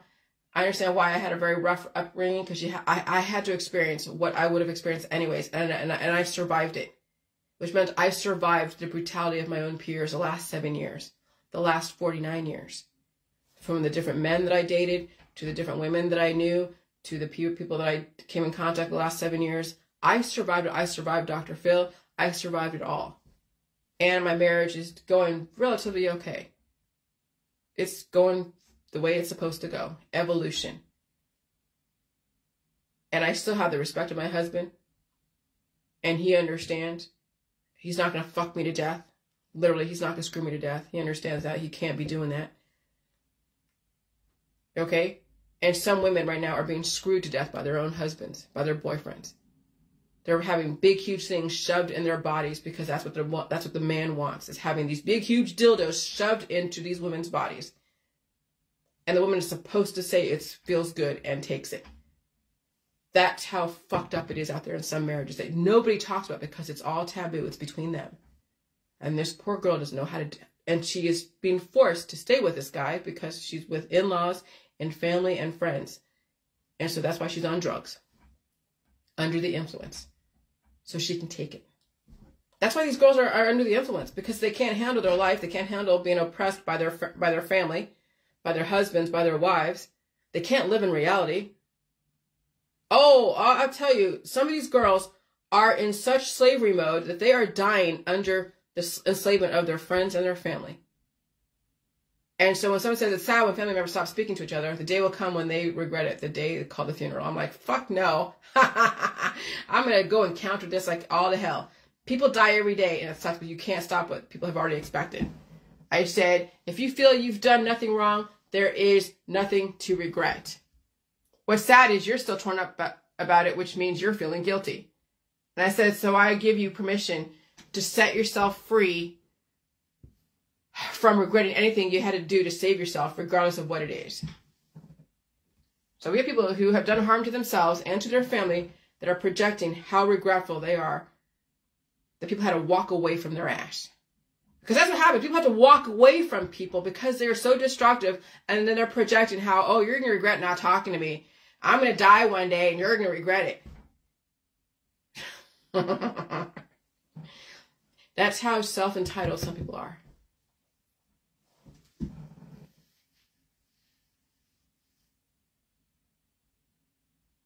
And so intelligence, the plants evolved in mammals, and the mammals evolved into herbivores, carnivores, and omnivores.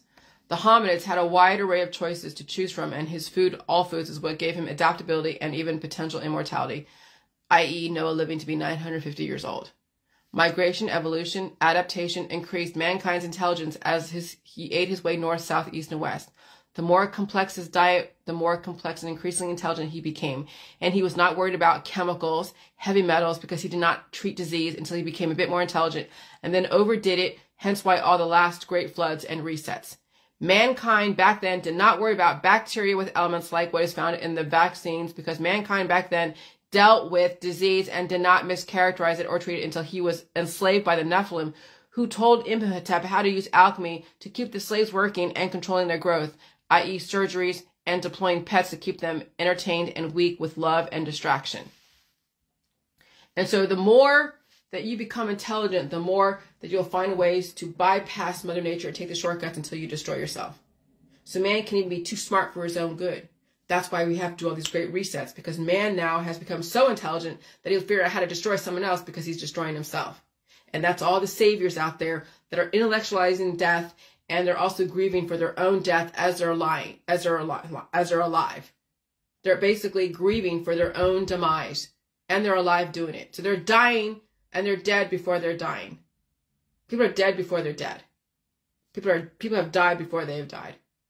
And they're bringing so many people down with them. And those are all the activists. And they have the spiritual dogmas to support them.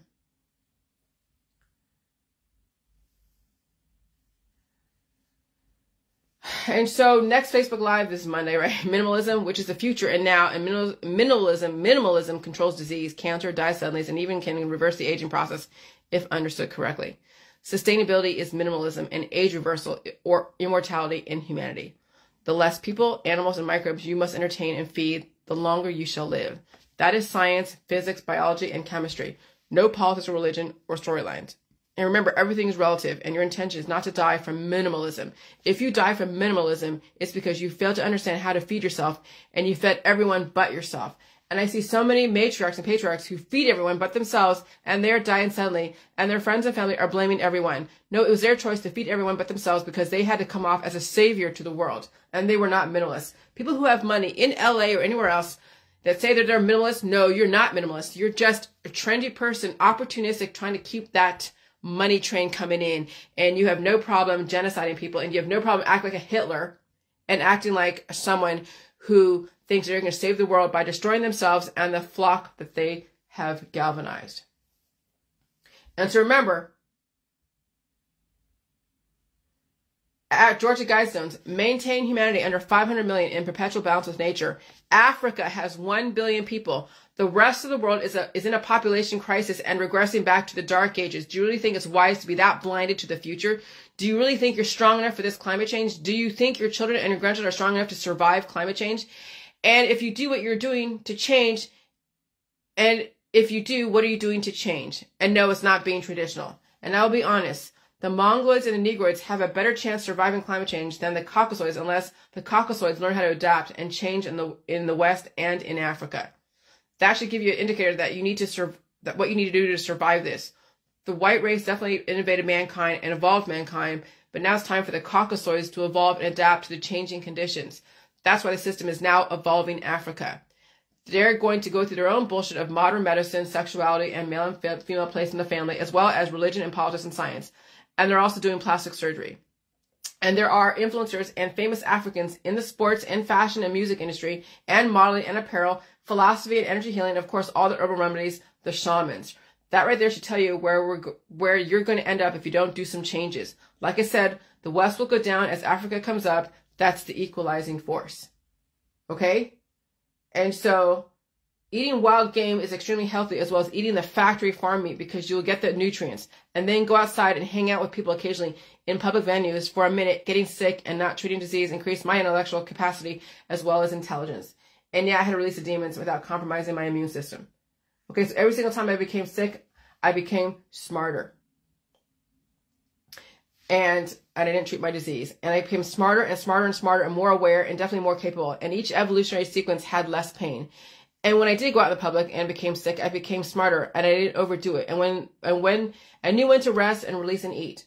And now I feel amazing, and I'm learning now I'm learning so much, not afraid of the future, and I live in the present. And so all that.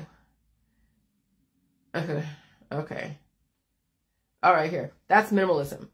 That's surviving minimalism without being a sacrificial lamb, a martyr for all your friends and family. And when you are enslaved to the trappings of wealth, this will not happen for you as far as potential immortality.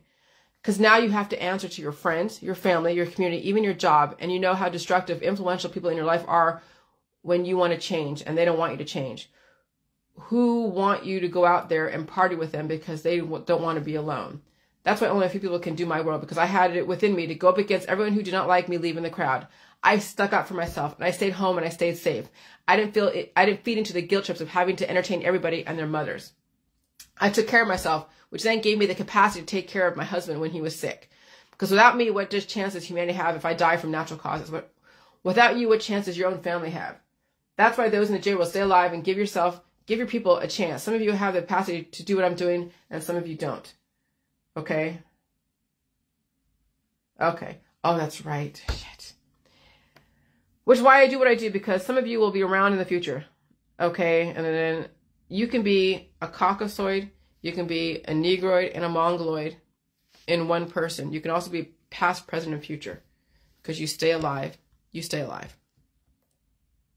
When you stay alive and you're going from climate to climate, or the climate is changing around you, but you're staying in one place, you could turn very dark if it's really hot out and you have to adapt to that and you're outside a lot. You're not inside a lot, right? You could become Mongoloid and be a little bit, less dark and less white, so you're like Mongoloid. Or if you're inside like me, you can become Caucasoid relative to the environment. And so you can be the past and the present and the future all in one person. That's immortality. Okay. And Vietnamese black orchid. Cancer and disease and chronic illness is a rich man's disease. Dying from old age is also a rich man's disease. Dying from natural causes is a rich man's disease. They're not minimalists. Okay, because people fail to minimize the amount of life they are entertaining in body, mind, and spirit. Way overextended, entitled, and think they are justified in blaming someone for their lifestyle and disease and cancer. And so you can see, so you can't be a rich minimalist because that's disingenuous. Okay? And so the J world attempts to normalize actual minimalism, not pseudo-minimalism, or glamorizing being poor and blinging out your fucking chicken coop, throwing your girls and yourself back to the dark ages. That's why we're in a great reset. And so imagine when you actually become a minimalist, you will increase your intelligence exponentially. Why is that? You'll have time to study and increase your intellectual capability. What a novel thought. Learning. Oh my God, who would have thought learning is the path to freedom? Not buying some copper protection suit for the radiation. And when you are home living minimally, you also release the demons and you get your life back. What a novel thought. And you would not be so lonely needing company to entertain you. You entertain yourself. You work for yourself or for a company paying you a competitive wage. Less time to get disease or addictions, no fraud, waste, or abuse, and yeah, maybe your kids might stand a chance. Maybe.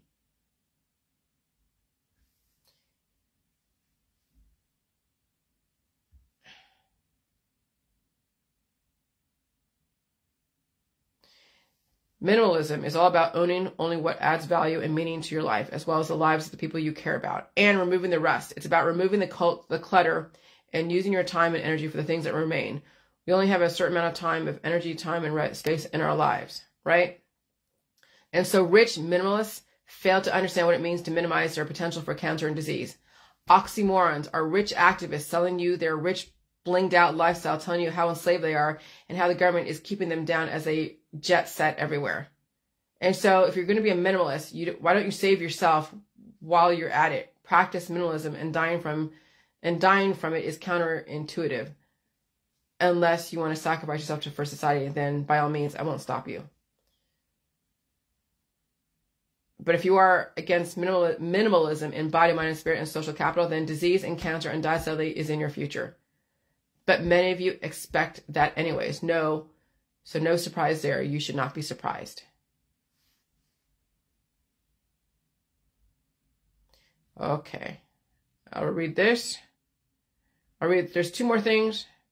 3 more things, 4 more things. Okay, 4 more things and I'll be done. I just gotta get through this. I can't skip this. So I said that I'm talking about minimalism, right? It's a lot. All right, rich minimalists fail to understand what it means to minimize their potential for cancer and disease. Oxymoron, rich actors selling you their rich, blinged out lifestyle, telling you how enslaved they are and how the government is keeping them down as they jet set everywhere. If you're gonna be a minimalist, I won't stop you. And if you want to die from it because, you think that having all your money and blaming someone is the way to be. So, but if you're against the minimalism in your body, spirit, and social capital, then disease, cancer, and death suddenly is in your future. But many of you expect that anyway, so no surprise there, or you should not be surprised. Minimalism is all about owning only what adds value. Okay, I already got that. All right. Sorry. Cancer, disease, and addiction is a rich man's disease. Dying from old age is also a rich man's disease. Dying from natural causes is a rich man's disease. It is trendy to act like you're a poor while rich. Haha, trendy. It's so trendy. Rich minimalism is trendy. Many activists in the conspiracy world, right-wing world, even left-wing world, glamorize serfdom while jet-setting around, buying expensive organic foods and posting themselves all over the world, telling you how to rem away your life away while feeding their expensive chickens in their blinged-out chicken coops. It is trendy to regress, I guess. Just goes to show those with money do not necessarily reflect intellectual capability or intelligence, which shows you how gluttonous and the potential for disease they have while blaming others for cancer. Wealth leads to disease of the brain, body, and soul, which is proof right there. Rich minimalism is the thing nowadays, and that's all over the activist community. The pundits with money selling you all their political thought process with their fears or hate for America, and the politicians, while sitting in their nice warm homes in Los Angeles, the West Coast, jet setting everywhere, telling you they are enslaved. Oh yeah, they just fed their chickens. Oh really? While they're sitting in expensive hotel rooms and nice restaurants, telling you how enslaved and how poorly they are. Oh really? Please tell me more. But so if you are worshiping a rich minimalist, they were and are employed to distract you while taking your body, mind, and soul and attention, selling you a dream, and many are dying suddenly. All by design, as they are inhaling the diverse ectoplasm in airplanes, conventions, large gatherings, remedying away their immune system. Minimalism, actual minimalism, is not Los Angeles or even California or parts of the UK and the West. It's a lifestyle that those with money will have a hard time living. So it is all pretend and blame. I don't say it's pretending. They really think that they're minimalist. Minimalism would not entertain cancer remedies or large social networks. Minimalism is not a trend. It is a lifestyle. Again, not many can actually live the life of a true cancer-free, disease-free minimalist. Large families will have a hard time with minimalism because disease is embedded in the trappings of wealth of family, friends, larger than life, lifestyles, and jet setting. Observations around glamorizing regression is riff with influencers who have money to burn and people to buy. Okay, so observations around glamorizing regression. So when they're like, oh yeah, I just fed my chickens as I'm jet setting off here to some other place in France. Observations and around glamorizing regression is riff with influencers who have money to burn and people to buy to keep the train of wealth and influence going. Wealth gets converted into followers and social capital while finding ways to keep their audience entertained and led down a precarious, short path to die suddenly. How do you know society has gone into decay when the rich can convince you they are poor and they need your money? That's how you know society is in decay. When the average person doesn't have an ounce of a discernment. Moral to the story, poor people will always be poor, rich people will always be rich, and both will eat each other alive because they both feed off each other. And those who observe watching the rich and the poor cannibalize each other can only sit back and just watch in disgrace. The new trend is rich minimalism laced with fear and intolerance, teasing the poor people out of their money. It's like the nobles versus the serfs. Okay, because the king and queen are pretty much, they're like, okay, yeah, whatever. They watch the nobles and the serfs go fight it out. So the new trend is rich minimalism laced with fear and intolerance, teasing the poor people out of their money. It's like the nobles versus the serfs, with the brood mares and the courtesans. Welcome to the Renaissance period. And so you have the Rockefellers and the Rothschilds. They do their thing, right? They're like the king and queen out there, like, Princess Catherine and Prince William. Then you have all these like pseudo-rich people, whether they're merchants or CEOs of company, and they are fighting it out with the broad mares, the baby makers, and the courtesans, the hot chicks that are selling their body, mind, and soul over the internet, and they're basically selling each other everything, whether it's crypto or a new car or a new finance agreement or some bauble or some art piece. I don't care. It's the rich and the poor that are cannibalizing each other, selling each other everything under the sun. And so when you realize that's what's going on, okay, and you're neither rich nor poor, you're just doing whatever you do, you step out of the war and you watch them cannibalize. You watch all the people that are selling people's bullshit. You watch them starve themselves. You watch them act like a little Hitler or a guru. You watch them intellectualize death and grieve their own death process as they're dying on Facebook. It's crazy. And so girls today are bred to be serfs, courtesans, brood mares, essentially thrown back to the Middle Ages to die during this new black plague called the climate change.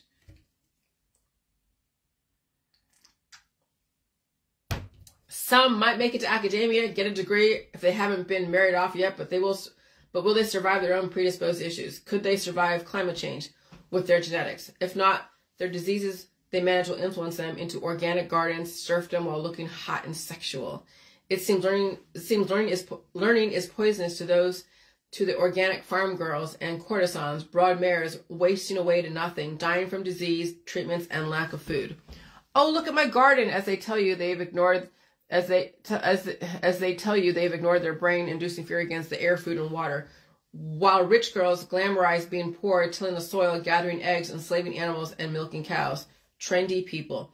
Intellectual capability and intelligence is poisonous according to many right-wing, left-wing, and conspiracy people. Glamorizing serfdom. And so, of course, those spiritual saying that their body is just a temporary vessel and the soul lives forever, if they actually know. No, they just are aware of their own mortality. And they've expended all resources and nothing they did worked, or they wouldn't still be trying to save the world and alert the public. So we're watching the glamorization of the virtual serfdom justify virtual courtesans and brood mares. And people are dying suddenly. And then we learned how to blame someone via World War II. The art of scapegoating is tale as old as time. And then the trolls alerted me that they are the little Hitlers out there, the predator Hitlers out there. And so you see the succession of my thought process. My community is actually making me smarter because now I know how to characterize what they're doing. And I'm sitting here minding my own business, doing my own thing. And so vegetarians will get their meat by their own body consuming itself, which is why vegetarians will age out in the system of climate change. They're actively regressing Ouroboros, Hermeticism, medicine. The missing link during Homo habilis days was the meat. The missing link in vegetarians today is the meat, not plant-based meat, but actual animal meat. The missing link around where intelligence came from to finally evolve into eating meat was their orchids, the plants. Humans are regressing back to the early hominids and the Middle Ages, and it was all intentional because they didn't want to evolve. People intentionally starve their friends and family. And it's all intentional. Don't eat that food, it's poison. We have people in the religious world saying that milk is poison, say that meat's poison, say that food's poison, say that gluten's poison. They're saying that the food's poison. And so time to evolve and feed the pain of evolution like Homo habilis, who finally evolved to Neanderthal and not treat their disease along the way. They just fed the pain and rested and released their demons. The fact we were not smart enough to treat disease 2 million years ago is why we are relatively smart today. But right now, people are treating disease to death and starving themselves to death, throwing themselves and family back into the dark ages and even before the caveman days. And so if you want to live, reconsider the remedies or rethink staying away from meat, milk, cheese, and eggs, and fruits and veggies. You need all food to survive and eventually stop treating disease if possible. Everything else is just noise and distractions. Literally, there are people employed to distract the hell out of your own survival. Immortality, a person can be a Negroid, a Mongoloid, and a Caucasoid within 2,000 years or more. Race is just a biological adaptation, and that's it. And then all the dying and reproducing. Okay? And so, wow, that's a lot. And I've probably been on here for like 3 or 4 hours. But now you see why we are where we are. You had to see World War II. You had to see all the Hitlers out there. You had to see all the predators out there. It's not just sexual predation. Now you're seeing the Hitlers out there that are galvanizing their flock into hating me, into hating Biden, Trump, Kamala Harris, who else? Klaus Schwab, Dan Andrews, the Rothschilds, the Rockefellers, Oprah. And I don't care what rumors you've heard. And I don't care because I'll tell you, predatory behavior, whether it's sexual predatory behavior or anything else, it happens in high levels of government and it's happening in your family. It is happening in your family, in your community. And so if you want to go and be like, oh, there's predators and corrupt people in politics, you better take a look at yourself and look at your own predatory behavior before you start pointing your fingers at somebody else. You better look at what exactly you are propagating out there and who are you telling people to hate or love.